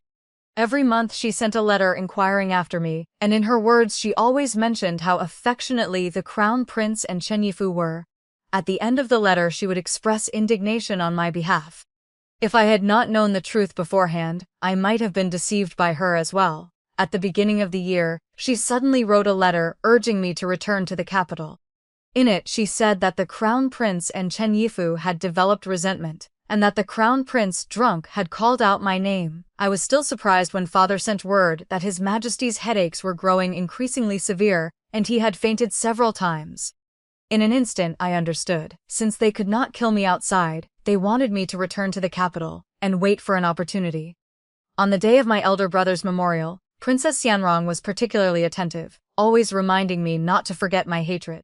On the day of the memorial she wore mourning clothes and white flowers, arrived early at the residence to offer incense, and even spoke up to defend me. She blamed Chen Yifu. She thought she had acted very convincingly. Over the past 3 years, every time the anniversary of my elder brother's death came, she had displayed extreme grief. Everyone in the capital knew she was deeply infatuated and conducted herself as a widow, but in truth, she had never visited my elder brother's grave. She and Chen Yifu, one enjoying fortune, the other suffering calamity, led Lu Feibai to Tianfo Temple. In this way, everyone had to die. If they could not have me, They would destroy me. The fastest way to destroy a woman was through her chastity. My father had only one son and one daughter. The son had died for Lu Feibai. If the daughter also lost her reputation because of him, the Kong family would lose its biggest trump card. At that time she would use benefits to lure him, and my father would very likely lean toward her. But she did not know that over the past 3 years, under the guise of traveling, I had thoroughly investigated all of her hidden cards, one by one. The Jinwu guards arrived half a month later. The night before, the bells rang 9 times. His Majesty passed away. As dawn broke, the Jinwu guards lined up in perfect formation and shouted in unison, "Welcome the Empress. Her Majesty returns to the capital." Tears welled up in my eyes and I could not suppress my smile. "Is the Crown Prince well?" the commander replied respectfully. "The late Emperor has passed. The Crown Prince ascended the throne last night. He is now the new Emperor. This morning he issued an edict to welcome the Empress back to the palace." I was stunned. Only then did I truly hear the 2 words express. The former Crown Princess. This subordinate only knows that His Majesty ordered us to welcome the Empress back to the capital. I am not clear on other matters. I nodded lightly, carrying the joy of having survived. Then I troubled the Jinwu guards to escort me into the palace. Upon meeting Lu Feibai again, he had donned the dragon crown and become the new emperor. Even in mourning clothes, his entire being was filled with an imposing aura, showing no sign of dejection. I knelt and performed the grand ceremony, shouting, "Long live your Majesty." He personally helped me up and pulled me into his embrace. "Little Zhang, my little Zhang." In an instant, my tears soaked his shoulder. "Feibaijej, little Zhang does not want to leave you again." I became once more the young girl I once was with only him in my eyes. He held me even tighter. If not for the teacher clarifying the truth, I would not have known that my little Zhang was so courageous. I blushed. "As long as I can help you, I am willing." He was deeply moved. Princess Xianrong had hidden too deeply. If not for me and my father, he would have fallen into her trap long ago. I let my father take all the credit, while I only said I had been traveling. During my travels, I happened to discover 2 secretly exploited gold mines, and found the matter suspicious, so I wrote to inform my father. My father and I had once wondered how Princess Xianrong could command forces from the martial world. Only later did we learn she had been secretly mining gold. Gold, along with grain, salt, tea and horses, were all imperial monopolies. She colluded with the martial world to seize them for herself. When the world grew restless, what did it matter if there was gold? There would never be a shortage of people willing to sell their lives for it. From my father's words, suspicion first arose. After thorough investigation, he confirmed Princess Xianrong harbored treasonous intentions and reported it to Lu Feibai. The latter was delighted by my father's loyalty and immediately declared he would establish me as Empress. 1 month later, the grand enthronement ceremony would also serve as my investiture as Empress. "Little Zhang, will you stand with me to receive the obeisance of all the people and enjoy this era of peace and prosperity?" I did not leap with wild joy or feel overwhelming emotion. On the contrary, I refused. "Feibaijej, I wish to be your wife, but the crown princess is still alive. If you depose the principal wife, the censors will surely submit memorials." Moreover, I smiled bitterly. My reputation has already been ruined. "If I become empress, would that not bring shame upon you?" He looked at me. "How much longer do you intend to hide from me? During the journey to Tianfo Temple, you already knew the danger, yet you still used yourself as bait. Before I chose the wrong path and stayed away from you for 3 years. Now that I have reclaimed this old flower, will you walk the rest of this road with me?" Tears of joy streamed down my face as I threw myself into his arms and no longer refused. Because Lu Feibai felt guilty toward me, the ceremony to invest me as empress was conducted with extraordinary grandeur. He even had me stand beside him to receive the obeisance of the 10,000 people. Court affairs gradually stabilized. It was time to deal with the traitors. Princess Xianrong, the mastermind behind the scenes, could not be spared by Lu Feibai. As a princess involved in imperial secrets, she was not sent to the Dali Temple or the capital prefecture. Instead, she was directly granted white silk. Her mother had already been ordered to commit suicide earlier, and her maternal relatives were dealt with one after another, some executed, some demoted. On the day of her execution, I went in person. Princess Xianrong looked at the poisoned wine and the white silk placed behind her and gave a self-mocking laugh. "So you're letting me choose?" "No." I shook my head. "You're overthinking, sister-in-law. First drink the mild poison.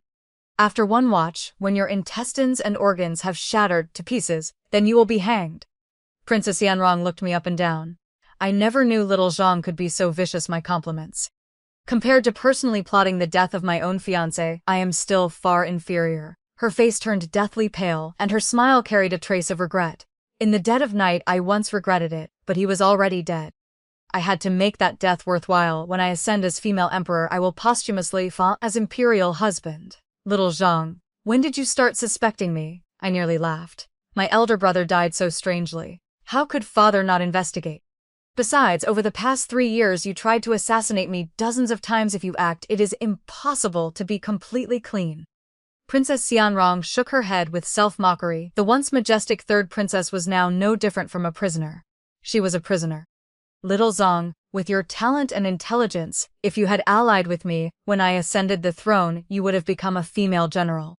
A woman as dazzling as you, how could you be content to rely on a man and become nothing more than a red thread clinging to someone else's body? That statement, upon careful thought, was not entirely wrong.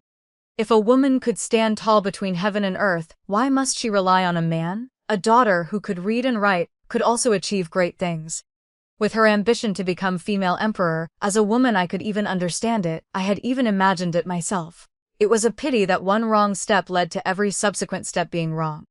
In her plan, my elder brother had been a link that must die, because from beginning to end she had wanted to draw in the Kong family led by my father. Little Zhang, believe it or not as you wish, I never truly wanted you dead. Those assassination attempts were only to fake your death. Once the great matter succeeded, I would still have let you rise as high as a general or minister. You told me every detail of the assassinations and deliberately shifted the blame onto Chen Yifu. You are far too clever. Even I was misled by you and thought you hated Chen Yifu to the bone. In the end, she murmured almost to herself. Tongyi had only one little sister. He loved you so much. How could I bear to let you die? I once rode horses with you, once drank wine and admired the moon with you. You must believe I truly regarded you as my own sister. Those words no longer stirred any ripples in my heart. I did not believe them. If she had truly loved someone, how could she have raised a hand to kill him? She had never loved my elder brother. She only regretted that the great matter had not succeeded. She was only afraid because she was about to die. I lifted the cup of poisoned wine. The auspicious hour has arrived. I invite sister-in-law to set off on your journey. Finally, fear appeared in her eyes, and 2 streams of tears flowed down. Little Zhang, if there is still the slightest possibility, please place another red-tasseled spear in his name into the grave for me. In the underworld, I will still carry the token to find him and apologize. I gripped her chin and poured the mild poison down her throat. My elder brother, even if he has not yet reincarnated, will never meet you again. A venomous woman like you. He would still find you repulsive. How could he forgive you? She choked, laughed maniacally, and mumbled incoherently. Before long the poison took effect. She curled up on the ground, writhing into a ball for an entire watch. I reclined in my chair and silently watched her die slowly. When she lost control of her bowels and urine and begged me for a quick death, I said coldly, my elder brother's death was not quick either. If I had not feared Lu Feibai would grow suspicious, I would have chosen an even milder poison and let you suffer for 3 watches before dying. This Tianji poison is already far too merciful for you. When she finally stopped breathing, I used white silk to strangle her neck, staging the scene as a suicide by hanging. Lu Feibai hated this sister who had plotted to seize the throne down to his bones. Outwardly, he claimed she had died suddenly of illness. In reality, he ordered her body chopped into 8 pieces and dragged to the mass grave to be eaten by wild dogs. In my heart, I felt truly satisfied. Elder brother, the way you died back then, she has now died the same way. Princess Xianrong, consider us even. After Princess Xianrong's death, on the very same day the man who had falsely accused me was stripped and subjected to death by 1,000 cuts. As for Chen Yifu, Lu Feibai genuinely asked for my opinion on how to deal with her. Chen Yifu was bewitched by the third princess and committed foolish acts. According to the law, she should be exiled to the frontier. Little Zhang, what do you think? In my heart, I laughed coldly. In the end, he still has feelings for Chen Yifu. If he truly wanted to punish her, he would have decided long ago. Why ask me? Outwardly, I showed no emotion and only said with concern, the frontier is bitterly cold. She is a woman with no one to rely on. How could she survive? Chen Yifu has a shallow temperament, but she has not committed any great evil. In my humble opinion, it would be better to demote her to commoner status and confine her to reflect for half a year. These words pleased him greatly. As expected, little Zhang thinks things through thoroughly. He followed my suggestion and everything settled down. My father submitted a memorial requesting retirement. Lu Feibai refused, saying my father was the head of the civil officials and also the emperor's teacher. He should continue serving the court to exhaust all loyalty until death is the duty of a subject. By saying this, he was clearly unwilling to let my father leave. In truth, my father had never truly intended to retire. The capital was prosperous. Retirement would mean returning to the countryside in the hills, where living conditions would clearly decline. This was partly a test, and partly because my father had helped him handle many unspeakable matters. Lu Feibai still harbored some apprehension. Secondly, now that I had become empress, the Kong family's wealth and honor had reached its peak. This could easily arouse the new emperor's displeasure. 3 times my father requested retirement, and 3 times he was refused. This proved that even now Lu Feibai remained satisfied with the Kong family. Moreover, my father had lost his only son, and had only me as a daughter. Maternal relatives interfering in politics was unlikely. Since that was the case, he had to make full use of us. Heaven itself seemed to be helping me. Half a year after our marriage, I was almost exclusively favored. Another season of auspicious snow arrived. Imperial physician Du Yuanpan took my pulse and found the happy pulse. Lu Feibai was overjoyed and bestowed rewards like flowing water. Outside Ganlu Palace, the snow covered the sky, while inside the hall it was as warm as spring. He wrote down many names, looked at them, then shook his head. None of them satisfy me. I suggest letting the Ministry of Rights choose the name. He looked at me with a hint of grievance. This is our first child. How can we let those old ministers name him? I suggested names, but they were all for a boy. What if it's a princess? My belly had not yet grown large, and the imperial physician could not yet determine the gender. I was even afraid it might not be a boy and disappoint him. Unexpectedly, he said, if it's a girl, I will love her just the same as a son. What is wrong with using a boy's name? Those words surprised me, and also brought an extra touch of emotion to my heart. From the moment I became pregnant, he had practically lived in Ganlu Palace. He even moved his memorials inside to eat and stay with me. These 2 months were the most relaxed period for both of us. 3 months later, my belly gradually began to show. Du Yuanpan says there is an 80 to 90% chance it is a boy. A son means he can inherit the throne. On the eve of the winter solstice, my mother brought Kong Shenyi into the palace to visit me. My father had 3 brothers. Shenyi was the youngest daughter of my 3rd uncle. She had just turned 17, and was as beautiful as a flower among her siblings. The evil god favored her the most. She was the youngest with a delicate appearance and a round rosy face like a peach. My mother's intention in bringing her into the palace was all too clear. I asked Xianyi, little sister, are you willing? If not, your elder sister absolutely will not force you. Xianyi nodded repeatedly. To be able to stay with big sister every day, of course I am willing. My mother and Xian stayed in Ganlu Palace for 5 days. Lu Feibai naturally met her often. Xianyi was adorable. She was not afraid when she saw him and sweetly called him brother-in-law. She loved to play. Even in the middle of winter, she insisted on flying a kite. He came and saw her running in the small garden.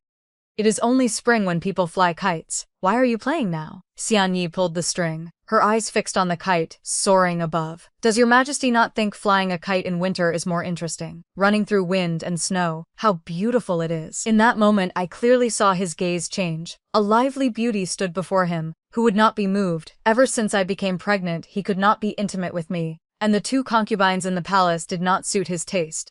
Xianyi's appearance began to make his heart waver. 5 days later, my mother took her leave. He used the excuse of letting me rest and recuperate to keep them.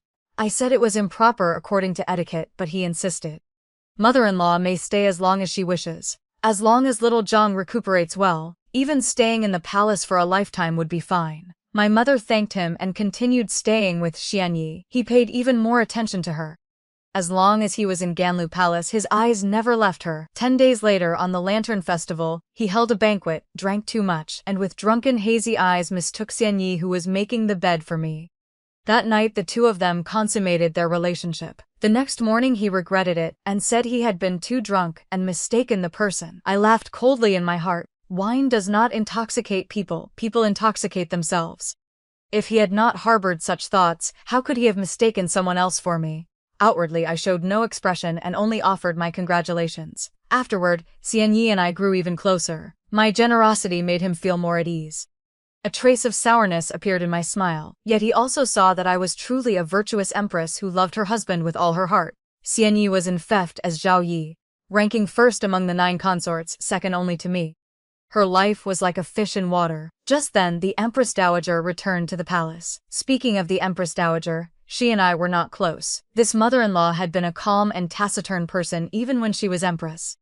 It was often said her health was poor and she needed quiet rest. She rarely appeared at palace banquets. After the late emperor passed away, the Empress Dowager's health deteriorated further from excessive grief, so she went to Shoshan Villa to recuperate. The moment she returned, this mother-in-law smiled while hiding a dagger and aimed straight at me. She leaned weakly against the seat of honor, her smile kind, and waved for me to come. "Good child, come sit beside me." The Empress Dowager looked me over from head to toe, then removed the most precious moonglow glass hairpin from her hair. This was bestowed by the late emperor when grandmother was still empress. "Consider it a meeting gift for you." She personally inserted the hairpin into my hair. The thin, sharp needle brushed past my scalp, causing pain so sharp I had to secretly draw in a cold breath. No matter how beautiful jewelry is, it must have a matching item to be worthy. You are the same. Do you understand, child? It was clearly a reminder that I had occupied her son for too long. Now that I was empress, a daughter of the Kong family entering the palace could not hold too high a position. She would speak to the emperor and demote the younger Kong woman to Gu, a lower-ranking consort. Before I could reply, she handed me a list. "This is the list of consorts grandmother has chosen for the emperor. See if it is suitable." I opened it. The name Wang Renming suddenly appeared, with the position of noble consort. "Do not overthink it. Renming has long admired her cousin. Her health is weak. Now that you are pregnant and your position is secure, what harm is there in adding one more noble consort?" Her words were blunt. I could not refute them and could only comply. I was about to give birth, and it was inconvenient for me to move about. The Empress Dowager directly took over most of the palace authority, saying it was to let me rest and recuperate peacefully, while also bringing Wang Renming into the palace to attend to me. Every day when Lu Feibai came to pay his respects, he saw her by my side. A delicate beauty like she once again moved his heart. The methods I had once used on Xianyi were now being used against me by the Empress Dowager. Under her arrangements, Lu Feibai paid more and more attention to Wang Renming. He was eager to use wine as an excuse to consummate with her, but she pushed him away. My heart for my cousin is witnessed by heaven and earth, but a woman's chastity is as heavy as a mountain. Even if my cousin is the emperor, until we are properly married, I cannot act in secret. Her words carried hidden meaning, implying that Xianyi had used underhanded methods to rise in status. Unexpectedly, such words made Lu Feibai look at her differently and gradually grow colder toward her. With Xianyi only now did I truly understand. Once one enters the palace, what is deep is not only the high walls but also people's hearts. 10 months of pregnancy later, I gave birth to a boy. That day was the plowing festival. Lu Feibai had gone early to the farm outside the capital to personally plow the fields and could not return in time. The midwives and imperial physicians were already waiting in Ganlu Palace. The pain nearly made me faint. I only heard the midwife urging me to push harder. Before long, Suiyu the maid from the Empress Dowager's side arrived. I thought she had come to inquire after me, but the moment she opened her mouth, she said, "The Empress Dowager's headache has flared up violently. She needs several imperial physicians sent to Shokong Palace. This servant is blind. Does she not see that Her Majesty is giving birth? If all the physicians leave now and something happens to Her Majesty, how many lives do you have to compensate?" Xianyi spread her arms and blocked the birthing room door. "Her Majesty has experienced midwives. If the physicians do not arrive in time and something happens to the Empress Dowager, how many lives do you have to compensate you?" Xianyi was refuted but still refused to let anyone call the physicians away. After a long while, Suiyu had no choice and coldly told me to fend for myself. 2 watches later I let out a cry, and my lower body suddenly felt lighter. A son was born, the legitimate eldest son of Lu Feibai. The entire realm should have rejoiced that day when he returned. He had barely reached the gate when Suiyu stopped him. With a single sentence, "The Empress Dowager has fallen ill and lost consciousness. All the physicians are with the Empress, and no one is treating her." His face immediately turned cold. He only came to visit me the next day. Only then did I realize the Empress Dowager was a difficult opponent. This return was most likely aimed at me. The Langya Wang clan had been in decline in recent years. There were no talented people in the clan. Perhaps the Empress Dowager had not truly been recuperating before, but rather the Wang clan lacked sufficient power. Now that her son had ascended the throne, she wanted to raise her head and rely on women to consolidate the Wang clan's position.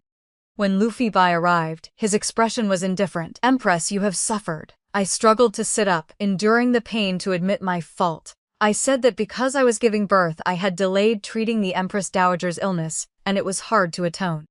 This consort requested to hand over palace authority, confine herself to reflect, and pray day and night for mother-in-law's blessings. The wound below tore open again, and blood flowed endlessly. These words were also reminding him. On that day I was giving birth, while his mother had only a headache. Seeing me covered in blood, he finally panicked. Where are the imperial physicians? How are you all taking care of the Empress? The palace maids and eunuchs knelt all over the floor, none daring to speak. A gentle voice sounded from outside the door. Your Majesty wishes to fulfill filial piety, but you should not use the Empress as an excuse. Do you know how dangerous it was yesterday? You have not seen it yourself. If the physicians had truly left, I fear the Empress would have been one corpse with 2 lives. Lu Feibai turned his head. It was Chen Yifu. Meeting an old acquaintance felt like a lifetime apart. If she had not appeared today, perhaps he would have forgotten her. Chen Yifu carried medicine and fed it to me spoonful by spoonful while scolding him. The physicians here, aside from Du Yuanpan, all specialize in gynecology. How could they treat the Empress Dowager's headache? One sentence awakened him. Lu Feibai finally realized he had been led astray. The reason the physicians had not been seen was because the Empress had regained consciousness and sent them all to Shouqing Palace. Even the medicine was brewed by my own hands. A few simple sentences had reversed the situation. Guilt once again appeared in his eyes. Little Zhang, you have suffered. I shook my head and said no more. If I forgave so easily every time, would I not become someone easy to bully? In the past, this consort committed many mistakes. Dying 10,000 times would not atone for them. It was the Empress who kept this consort alive, and even provided food and clothing, sparing me from being bullied by eunuchs. How could she not treat your Majesty's birth mother with respect? If these words had come from someone else, Lu Feibai might not have listened. He might even have thought I was currying favor. But coming from my greatest enemy of the past, the effect was completely different between Chen Yifu and me. The conflict of interest was fundamental. Either she died or I died. Yet the person who had once been defeated by me now stood up to speak for me. It was not in vain that from the moment Lu Feibai ascended the throne I had calculated how to bring her under my wing. Lu Feibai could not bear to let her die only because of the deep affection he imagined he still felt for her. But with a soft beauty by his side, how could he still remember the old flame from years ago? At first Chen Yifu still harbored illusions. I immediately withdrew all the care I had given her. I let the palace maids and eunuchs humiliate her. Cold blankets, spoiled food, not even a silver charcoal brazier for winter. She began to panic and repeatedly sent people to plead with me. I had someone reply, if she could survive the winter without a charcoal fire, then we would talk. Since she did not know her place, she could taste a little more hardship. I wanted her to understand one thing: crushing her was no different from crushing an ant. Fortunately, she was clear-headed and ultimately submitted to me completely. That day she asked, "Are you not afraid I will stab you in the back again?" I smiled faintly. "You do not truly think that when I left the capital back then it was because you defeated me, do you?"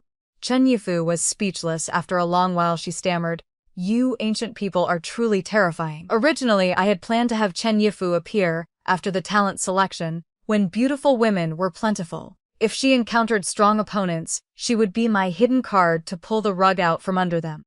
I had not expected this miscalculation to stumble upon the Empress Dowager. Chen Yifu regained imperial favor. Lu Feibai and I could also be considered to have resolved our past grievances. The full-month celebration for Little Hui was held with great grandeur. Lu Feibai personally bestowed the name Zonghuizong for the foundation of the Empire, Hui for the radiance of the sun. It was almost implicitly clear that this child was the heir to the realm. The Empress Dowager's headache flared up again, sometimes severe, sometimes mild. She did not attend. Since she wanted to use her headache as an excuse to make things difficult for me, I would oblige her and make the pain truly last a few more days.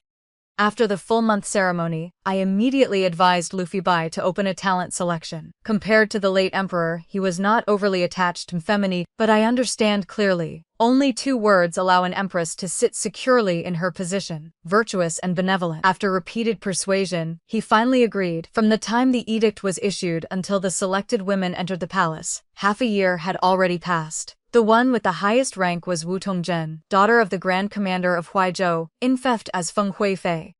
In addition, there were two second-rank consorts, Chen Yifu, now Feng Rongfei, and Wang Yingying from a collateral branch of the Langya Wang clan, now Feng Fei. The rest were mostly Jiyu and Balin. Yes, Xian Yi was also promoted by Lu Feibai from Jiyu to Zhaoyi, all thanks to my good mother-in-law. If she had been willing to live in harmony with me from the start, I would not have minded giving Wang Renming the position of noble consort. But she had insisted on throwing her weight around and wanted me to bow my head and yield the path to her granddaughter. Did she truly think the Kong clan was easy to bully?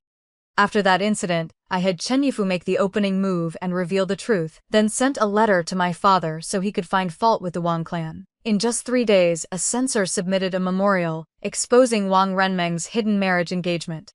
That censor was famously upright. My father only needed to leak a few clues for the censor to borrow a knife to kill. The Wang clan had few descendants, only one legitimate daughter, Wang Renming, and her health was weak. She was very intelligent. One sentence caused Xian Yi to be demoted from Zhaoyi back to Jiyu. Who would have thought a girl as clever as her had already been engaged long ago? The fiancé was the legitimate son of the Duke of Qi, who had once been demoted to commoner status by the late emperor. The censor blamed the head of the Wang clan for failing to teach his daughter properly, allowing a girl with a prior engagement to linger ambiguously in the palace, her ambitions as clear as Sima Zhao's. The head of the Wang clan flew into a rage and argued back right there in court. The Duke of Qi's family is so poor they cannot even afford a decent meal. Does he expect us to marry our daughter off to suffer? It is not wrong either. A daughter raised like jade and gold, who would want to marry her to a pauper? Lu Feibai stepped forward to mediate and the matter passed. However, that same day after the morning court he went to pay respects to the Empress Dowager, and used the excuse of letting Wang Renming leave the palace and return home. The matter came too suddenly. The Empress Dowager did not understand what had happened and could only assume I had been whispering in his ear. Lu Feibai paused. The Empress Dowager thought she had hit the mark and gave a soft snort. The Kong clan is full of cunning schemes. I fear the child will be led astray by her side. It would be better to bring him back for grandmother to raise. In that instant, Lu Feibai suddenly understood the grievance I had suffered that day. Wang Renming did not want to leave. If not for her weak health, the position of crown princess would have been hers long ago. The beauty shed tears, more beautiful than Xish by 3 parts. But Lu Feibai no longer had the heart to appreciate it. Years ago, she had refused intimacy. He had thought she was proud and chaste. Who would have guessed it was to keep herself for the son of the Duke of Qi? He only felt his head turn green with rage. If not for the sake of the Wang clan as his maternal family, he would have punished the clan head. Even though Wang Renming wept and begged, he remained cold. Now that matters had reached this point, I did not wish to escalate further with the Empress Dowager.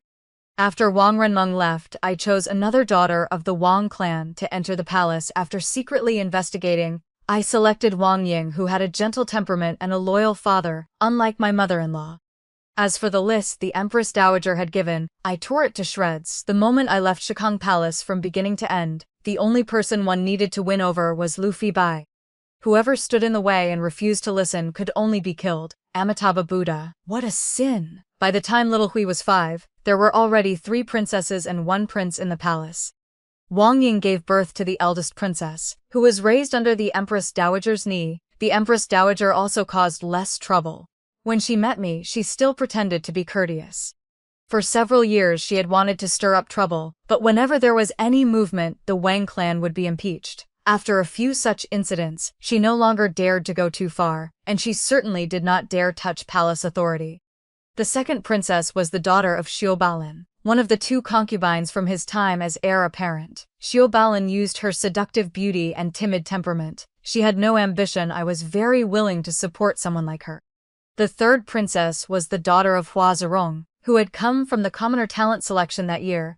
Her family background was not high, but she was well-read and knowledgeable. She could compose poetry and admire the moon with Lu Feibai. Currently she enjoyed favor. When paying respects, she was somewhat arrogant, but I did not mind with such a family background. Even if she gave birth to 10 princes, she could not threaten me. The mother of the remaining prince was Xian Yi. This woman made me look at her differently. Every month I carefully examined the records of the consort cycles. I remembered them clearly. I did not know what method she used, but she managed to become pregnant without anyone knowing, God or ghost unaware. 3 months later, when the pregnancy was stable, she finally announced it. She knelt beside me and begged for forgiveness, weeping bitterly. I personally helped her up. With one stroke of the brush I cannot write two characters Kong. How could this palace blame little sister? She clearly breathed a sigh of relief. That night I quietly extinguished one eternal lamp. If it is useless, in the future there is no need to show mercy. In recent years Chen Yifu had not had children. She claimed she came from another era and could not give birth in this one. She thought she had hidden it well. In truth, I knew long ago she secretly drinks contraceptive medicine. Never mind, if she does not want to give birth, then she will not. As long as my little Hui is safe, whether the other children exist or not does not matter. In recent years, the favor shown to me had gradually decreased. The harem was filled with beauties. Lu Feibai was affectionate. Who was his true love? Chen Yifu secretly complained that he was nothing more than a machine for producing offspring. I did not understand, but I knew it was not a good thing to say. Now she had also thought it through. All that talk of love, kneeling to beg to break off the engagement, it was actually to fulfill the system's requirements. After learning the system was gone, every day was Cold War. If not for fear that his father would be displeased, he would have deposed me long ago. As for the third princess, her heart was dark. She deceived me by saying she had a way to summon the system back and send her to the modern era, so I helped her. I quietly listened to her recount the past. The shadows of Princess Xianrong and my elder brother gradually faded in my memory. It turned out 6 years had already passed. Little Hui, now 8, was in theft as crown prince and officially left Ganlu Palace for the Eastern Palace. That small child already showed the bearing of an emperor. Every movement was steady and composed. I placed nearly all my hidden guards in the Eastern Palace. This was the Dragon Son the Kong clan had raised with all their heart and soul. I had to ensure nothing unexpected happened to him. In these years the realm was peaceful. Lu Feibai grew increasingly lazy with state affairs. Perhaps the beauties in the palace were no longer fresh, so he went out again to play the young master and servant girl game, bringing back quite a few women. Among them was a fisherwoman who was already pregnant when she entered the palace. Lu Feibai liked her very much, thinking she had a wild beauty, and directly infected her as Min Tu Yi of the 9th rank. Du Wenpan took her pulse once and confirmed it was a boy. I did not care much without family backing. No matter how many children she gave birth to, she could not sit in that position. But Min Tu Yi did not know her place. She repeatedly provoked me. Not only did she fail to pay respects, she even loudly declared that the mandate of heaven had not yet been decided, and no one knew who would be emperor in the futures. It seemed she also had ambitions. I laughed and casually instructed Du Yuanpan. No matter how rare the medicinal ingredients, use them on her. I wanted the little prince born fair, plump, and healthy. On the day of delivery, because the fetus was too large, Minty's screams of agony lasted an entire day and night. In the end there was no other way. She could only have a cesarean section. There had been precedents among the common people, but the mother's survival rate was very low. Fortunately, Min Tu Yi had a strong life. Mother and child were safe, but her vital energy was greatly damaged. From now on she could not go a day without medicine. Moreover, the scar on her abdomen was like a centipede. Lu Feibai visited twice, then never came again. Min Tu Yi's status was low, so the third prince naturally needed a foster mother of higher rank. In recent years, among the high-ranking consorts, only Wu Tongzhen had no children. Her appearance was ordinary and her favor was ordinary. She was a suitable choice, but her status was too high. If she had a child, it would be difficult to avoid her developing other intentions. The Empress Dowager also wanted this child, but her health grew weaker by the day. Lu Feibai did not agree. Just as he was still considering a foster mother for the third prince, the astronomer observed the stars at night and discovered that the head star in the southwest was shifting, while the female star in the southeast was also moving. When the two stars converged, the head star suddenly shone brilliantly. The head star lay in the head of the black tortoise, the leader of the 7 stars of the north, symbolizing the position of the Son of Heaven. The female star lay on the front back of the black tortoise, and was a star symbolizing auspicious omens. The southwest direction was the Shu Palace where Min Tu Yi resided, and the southeast was the residence of Wu Weifi.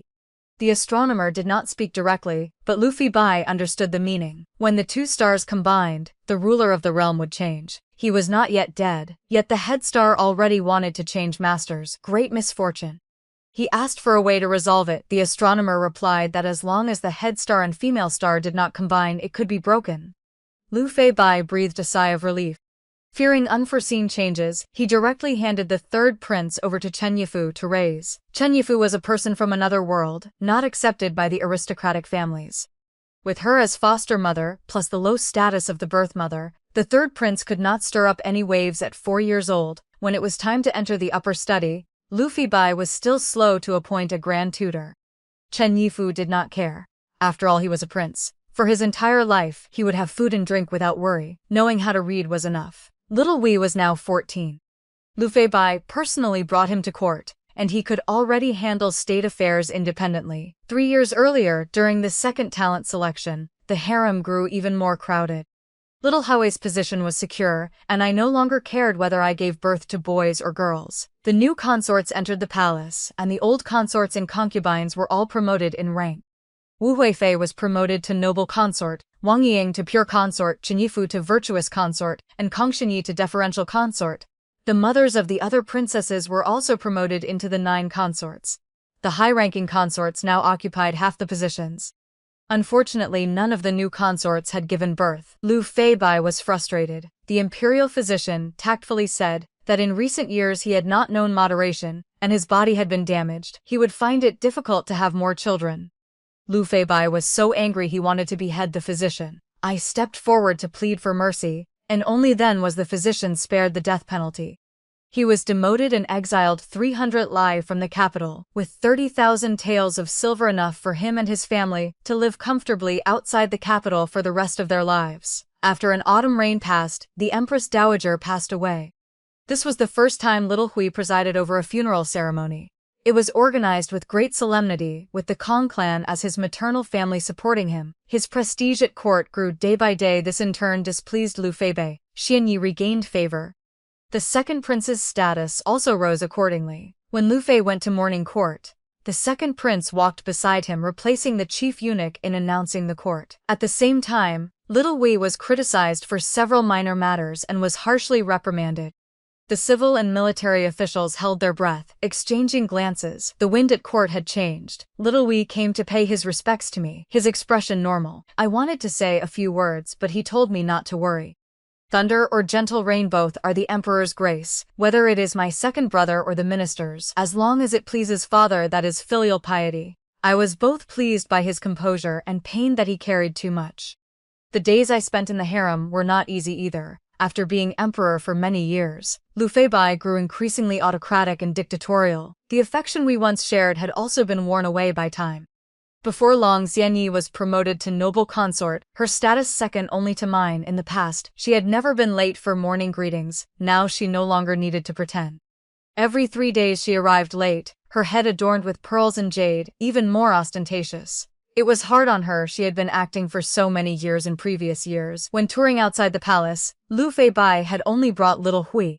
This year he brought the second prince as well. He ate and stayed with the second prince, while Little Hui became an outsider. Some officials followed whichever way the wind blew and began to flatter the third uncle. Even my father was cold-shouldered several times. Passing through Lichu Mountain, the second prince wanted to walk and admire the scenery. Little Hui advised against it, saying Lichu Mountain had fierce beasts, and it was unwise to take risks. In front of Lu Feibai, the second prince sneered. We have not even confirmed whether there are fierce beasts. Even if there were, with father's dragon aura protecting us, what beast would dare approach? Besides, if one retreats at the first sign of difficulty, what will happen in the future when elder brother goes to war and sees a strong enemy? Will he also retreat without fighting? Good. As expected of my son, he has spirit. Feibai deliberately elevated the second prince in front of the officials and lowered Little Hui's dignity. It has been a long time since I admired the scenery of Lichu Mountain. Today I will go on a trip with Hong Ni. The two of us will only bring a few elite soldiers, father and son walking side by side, a kind father and filial son. Little Hui followed behind, ignored. This father-son outing lasted only 2 days before they returned. A fierce tiger pounced. Its claws tore 2 long gashes through Lu Feibai's soft armor. Blood soaked his robes, dyeing them a deep purple. Little Hui, who had been walking behind, could have escaped, but to shield Lu Feibai, he gritted his teeth and charged forward using his sword to block the tiger. If not for the elite soldiers arriving in time, I fear my little Hui would have lost his life in the tiger's jaws. Looking back at the second prince, only a few scratches on his disheveled hair with shallow traces of blood, he was almost completely unharmed. Lu Feibai's wounds looked severe, but had not damaged tendons or bones. With simple bandaging and top-grade wound medicine he would recover. Only my little Hui had deep bite marks on his arm that reached the bone. That very day he developed a high fever and fell into unconsciousness. Lu Fei personally kept vigil, outside little Hui's window, using a cold cloth to wipe the sweat from his brow every half-watch. Little Hui's brows were tightly furrowed, lost in unconsciousness. Even in his delirium he shouted, "Father, run, father, you were wrong, father, do not be stubborn. As long as little Hui recovers, even if I must become retired emperor tomorrow, it is fine." In that moment, paternal love surged to its peak. All the suspicion he had once held toward little Hui vanished like smoke the instant the boy had thrown himself in front of danger to protect him. I stood in the shadows weeping silently. If anything happened to little Hui, this consort would not go on living either. The guilt in Lu Feibai's eyes deepened. "Little Zhang, these past years I was foolish and wronged, both you and our son. From now on, I will make it up to you." I performed my part with such heartfelt sincerity that even his remorse reached its zenith. Do all men behave this way? They want an intelligent woman, yet not too intelligent. They want a woman who loves them with all her heart, yet also hopes she is generous and virtuous. If a woman were truly omnipotent, what purpose would men serve in this world? Just that thing below the waist? How utterly worthless. The emperor and empress embraced and wept. The consorts were moved and stepped forward one after another to offer comfort. The second prince, covered in wounds, saw that no one was paying him attention, and began moaning incessantly. Xianyi hurried over. "Hongni, what is wrong with you?" The second prince clutched his chest and said, "Mother, your son is fine, you should still treat elder brother first." Lu Feibai glanced at the second prince and gave a subtle signal to the imperial physician standing nearby. The physician immediately stepped forward to take the second prince's pulse. The boy even pretended to refuse at first, putting on a show of filial devotion. Xianyi urged anxiously, "Let the imperial physician examine you properly. You are also father's flesh and blood. If anything happens to your health, how could father rest easy?" Only then did the second prince extend his arm, his face still full of filial concern. "Your son is truly fine. As long as father is safe, that is the blessing of all the people under heaven." Chen Yifu, standing nearby, rolled her eyes slightly. These two are both actors putting on a play. Her voice was not quiet, yet Shen Yi pretended not to hear. After finishing the examination, the imperial physician said, "The second prince's body is not in serious danger." Xianyi immediately chanted, "Amitabha Buddha, thank the gods and Buddhas for their protection." Only the physician hesitated for a long while before looking up at Lu Feibai's expression. "Speak freely. The second prince's kidney qi is deficient and his foundation is unstable. Although his body has not contracted any serious illness, in the matter of continuing the family line, it will likely be difficult." The physician spoke with increasing caution, fearing the emperor would vent his anger on the messenger. The atmosphere in the hall instantly froze. Xianyi stood stunned. "Impossible. I have his pulse taken every 3 days. None of the other physicians ever mentioned this. You must have misdiagnosed." The imperial physician trembled. "The second prince is at the age of maturity. Previously he was still young and the pulse signs were not yet clear. Only an experienced physician of many years can detect it. If noble consort does not believe me, you may summon the physicians outside to consult together. This is no small matter." 3 physicians took turns examining the pulse. Their conclusions were identical. Continuing the family line would be arduous. Xianyi completely collapsed. She could no longer maintain her dignity and screamed, "No, impossible, you must all be wrong." In that instant, all her schemes and hopes shattered with those 5 words. Difficult to continue the family line. An emperor could be wounded, an emperor could die, but an emperor absolutely could not lack an heir. The second prince, who had still retained some composure, now began to panic as well. "Impossible. Just a few days ago I was still fooling around with the palace maids. How could there be a problem?" The imperial physician explained that while the act of intimacy itself might not be hindered, the essence he released was too thin to produce an heir. "No, I do not believe it." "Enough," Lu Feibai roared. "Both of you, get out of my sight." He pointed straight at Xianyi and the second prince, showing no mercy as he dismissed them. Xianyi wept like pear blossoms in the rain. "Your Majesty, Hongni has attended by your side all these years. Even if he has no merit, he has suffered hardship.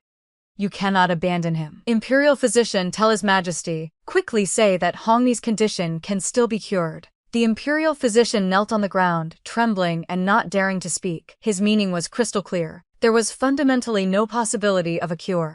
Luffy Bai was annoyed to the point of fury. Merit? Hardship? Are you referring to the moment that Beast pounced and he pushed me forward while running away himself?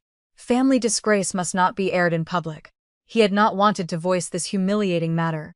After all, the second prince was the son he had personally elevated. The trip to Lichio Mountain had also been approved by him. Being bitten by the tiger could be considered self-inflicted. Little Kong had often performed in front of him. He was not unaware. He had merely wanted to suppress the crown prince, and was happy to watch their internal struggle. Only little Zhang and my little Hui had endured and compromised all these years. Their true nature had never changed. Little Hui remained unconscious for 3 full days before waking. Luffy Bai kept vigil by his side the entire time and did not attend court. The first words little Hu spoke upon waking were, "How is father? Was he injured?" Luffy Bai was so moved that tears fell. "Good child, father is fine." Little Hui breathed a sigh of relief and drifted back to sleep. After this incident, Little Hui's position as crown prince became completely unshakable. The second prince had, with a single push that day, personally shoved his own future into the abyss. Added to his inability to produce an heir, Luffy Bai now regarded him with utter disgust. That very month he found an excuse to enfeoff the second prince as Prince of Qi and banished him to a poor fief.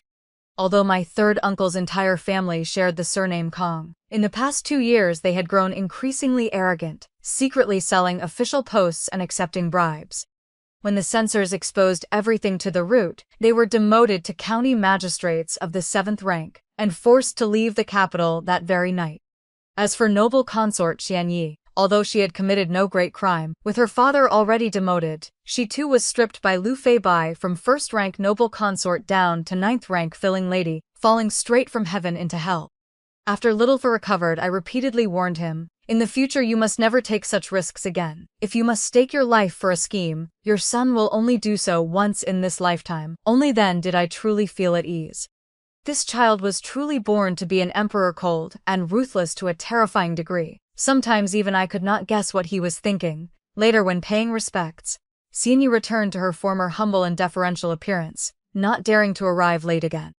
After the consorts dispersed, she still tried to chat with me as if nothing had happened. I gave a light yawn.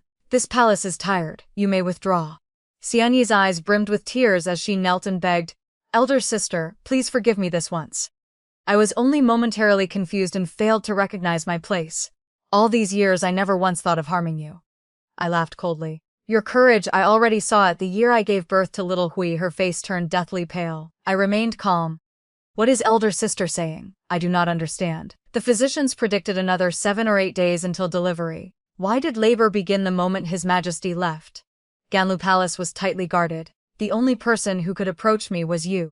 You wanted to kill the mother and keep the child so the Wong clan could rise. At that time you would benefit, and your father would replace mine as clan head. Her kneeling figure instantly collapsed, so elder sister already knew.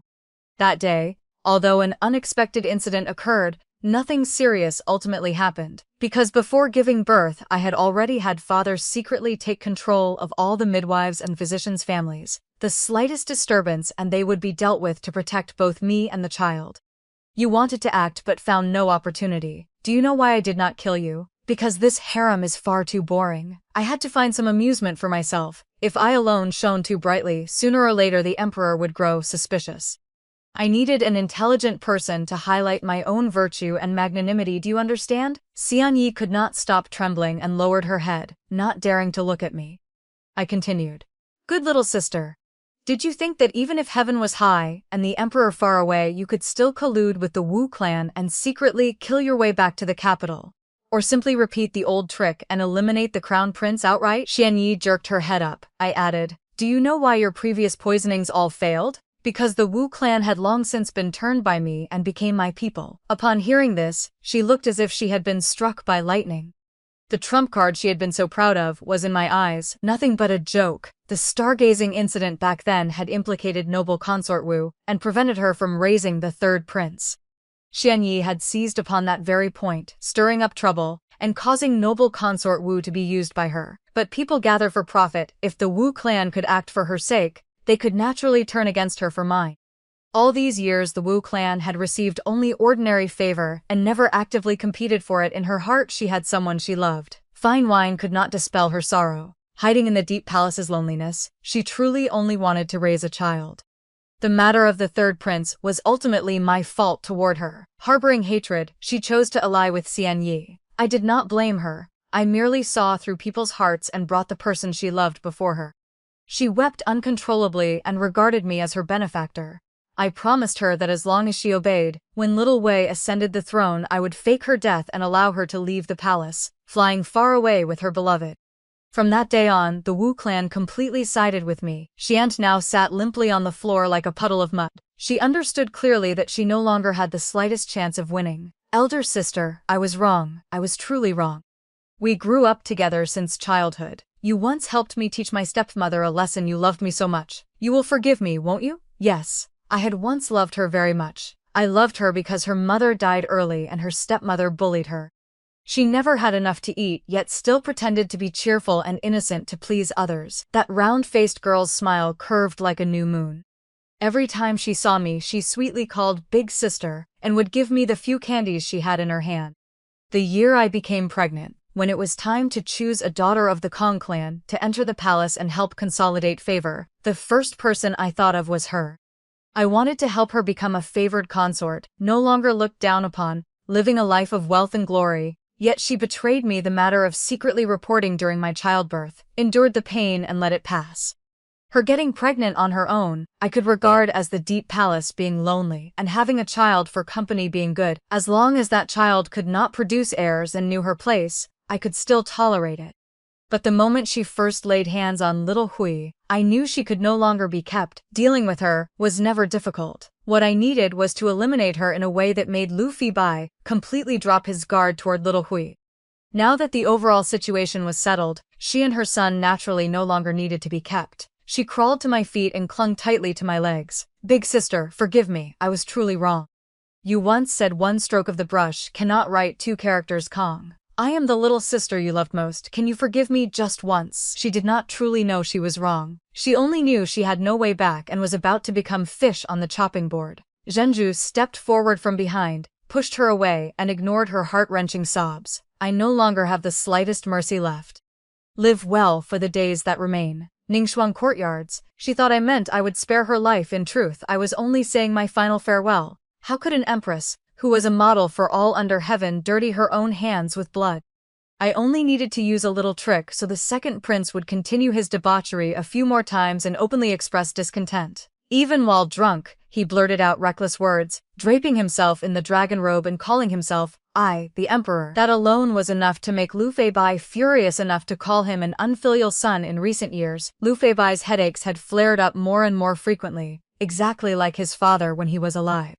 Little Hui and the third prince attended by the dragon bed, day and night. Perhaps knowing he did not have much time left, Lu Feibai summoned his ministers every day. Only after finishing state affairs did he have time to see his consorts.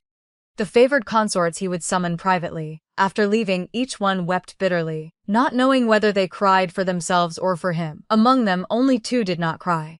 One was noble consort, where she did not love the emperor and could not cry even if she wanted to.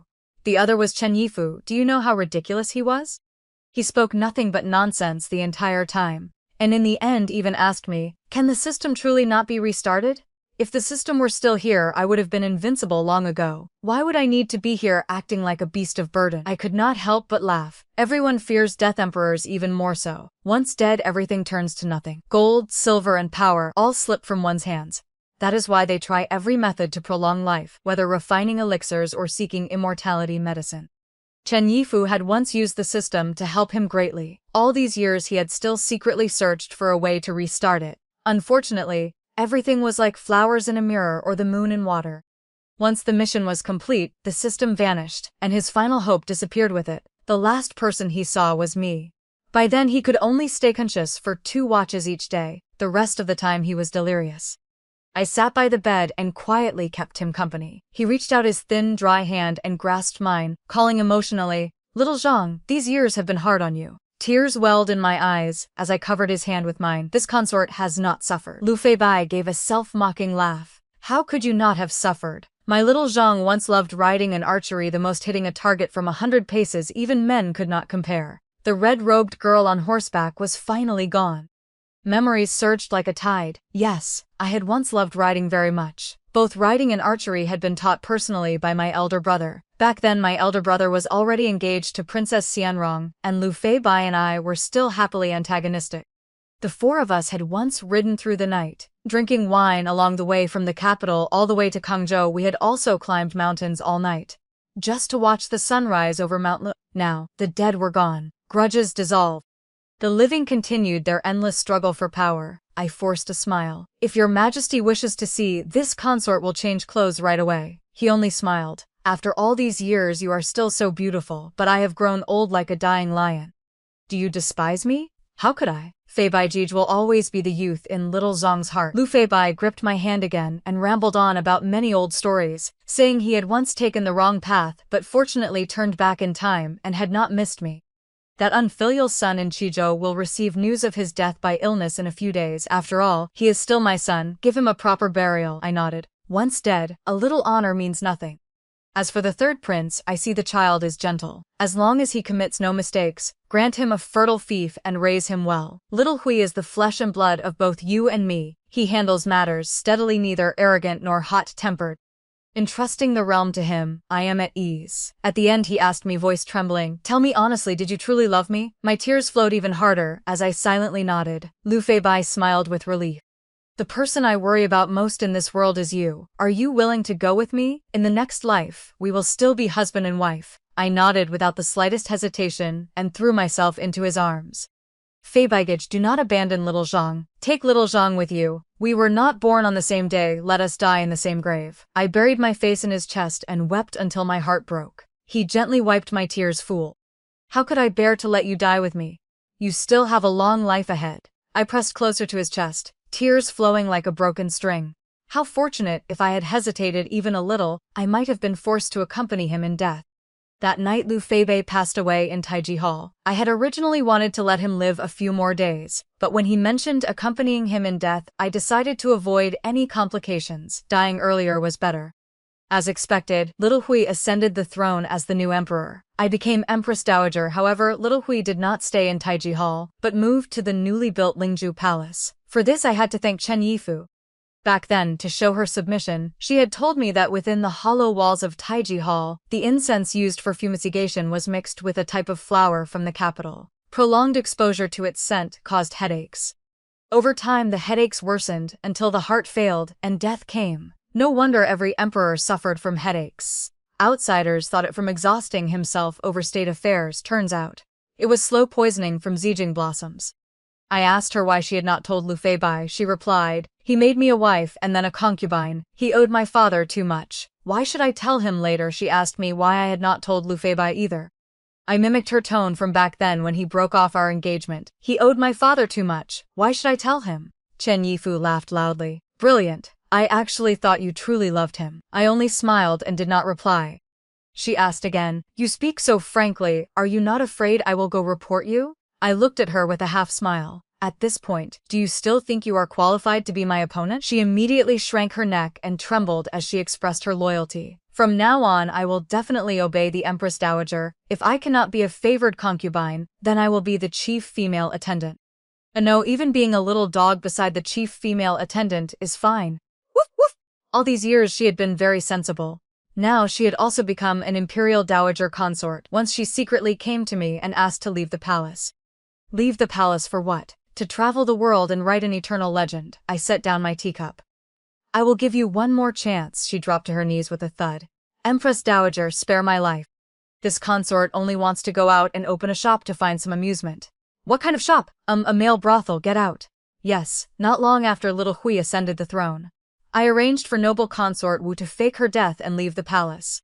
The man had waited alone for her more than 20 years. He was truly a true man. It seemed there was still genuine affection in this world after all. I gave noble consort Wu 10,000 taels of gold, so the two of them could live in a small border town, never to return to the capital, and sent people to take turns monitoring them. If from then on they lived in harmonious affection, I would bless them the slightest suspicious movement, and they would be immediately executed. After the second prince died, Xianyi never stepped outside again. She remained in her room reciting sutras and meditating. I personally saw her off on her final journey. At that time she was dressed simply, without a single piece of jewelry on her body, yet still beautiful enough to make one feel pity. Big sister, elder sister has come. Today is a joyous day. Has grandmother come to see you off on your final journey? I came only to watch with my own eyes as my enemy fell into ruin and disgrace, so my heart could be at peace. Not wanting to revisit our past as sisters, I gave a subtle signal. The eunuch behind me immediately stepped forward, wrapped white silk around her neck, and Xianxi's face instantly turned red from suffocation. Before long, she stopped breathing. Back then, Princess Xianrong had not been my match. Now Yukong Xianyi are even less so. In the third year of my time as Empress Dowager, the Empress personally presented 2 young eunuchs with red lips and white teeth, whose skills and attendance were excellent. I was quite satisfied. Chen Yifu shamelessly asked me to give her one as well. Fine, considering she had been sensible all these years. I told the Empress to select one more for her. In Lingzhou Palace, little Hui's body was healthy, and he still had energy left to expand the borders. Forcing the Rong and Qiang to bow their heads in submission, the frontier had been peaceful ever since, and no more princesses needed to be sent for political marriages. Little Hui treated his younger sisters extremely well and selected only the most talented for them. When the third prince turned 14, he was infected as Prince of Guanzhong. Guanzhong was not far from the capital and rich in resources, extremely fertile. Yet the third prince, only 14, knelt in the middle of court and refused to rise, saying he had no achievements and no learning, and that he lived until today only thanks to the emperor's grace. He did not seek a fief, only to remain in the capital and share the emperor's burdens. Little Hui was deeply moved and changed the enfeoffment to Prince of Hui, granting him a mansion in the capital. From then on there would be no more feudal princes, and all land under heaven would belong to the Son of Heaven. Seeing the Prince of Hui's performance, I finally agreed to let Chen Yifu leave the palace. After all, when someone finishes their work, they should be given a little sweetness. After giving birth to the legitimate heir, the Empress, just like I had done years ago, requested to open a talent selection. Little Hui refused, saying they must practice frugality and also expand the borders. He only allowed the Empress to select a few suitable daughters of aristocratic families to enter the palace. The Empress compiled a list and respectfully presented it to me. I took it without opening it and casually tossed it into the charcoal brazier. You are the Empress. The central palace, handle it yourself. Grandmother is old now, this is your era. The Empress was so frightened she knelt and expressed her loyalty. She thought I was testing her, but I truly did not want to manage anymore. My son had become emperor. I was Empress Dowager, no one could surpass me now. All the new consorts entering the palace could only show me reverence and try to please me. Why should I care who gained favor and who lost it? The Empress was a fortunate person. She successively gave birth to 2 sons and 3 daughters. As I grew older, I often felt the deep palace was lonely. The Empress took the initiative to ask me to raise her youngest daughter. Although she spoke many flowery words, this time I was genuinely delighted. Having a child by my side made things less cold. At the age of 70, one day a servant reported that Chen Yifu had fallen asleep and never woken up again. She had a shrewd mind and over the decades had earned quite a bit of silver for little Hui. Therefore I turned a blind eye to the male lover she had been keeping. There are no eternal enemies in this world, only eternal interests. This saying holds true everywhere. Noble consort Wang and Hua Zhaoyi had also passed away 4 years earlier. In the palace now only I and Chu Taifei remained. She had climbed from a concubine in the heir's residence all the way to imperial dowager consort, and even smoothly given birth to a princess. She must also be an intelligent person. Intelligent people have their own way of living. There is no need to compete. Only when you die and I live is the final outcome. Time passed slowly. I gradually became the old ancestor in everyone's mouths. That year, at the end of winter, a bitter chill had settled into the bones and heavy snow blanketed the sky. I sat before the door, watching the young palace maids in the courtyard building a snowman. My eyes saw only a vast expanse of white, when suddenly I heard the rapid sound of horse hooves and a fine steed neighing. My elder brother exhaled white mist, sitting astride his horse and reaching his hand toward me. Today is the 15th. After mother finished wrapping the dumplings, big brother will take little sister to see the lantern festival. In that moment I forgot my aged body, and without the slightest hesitation, extended my hand to my elder brother. I sat behind him, watching his back, whipping the horse forward with heroic spirit, the sound of hooves gradually disappearing into the wind and snow. Empress Dowager Duani passed away at the age of 79.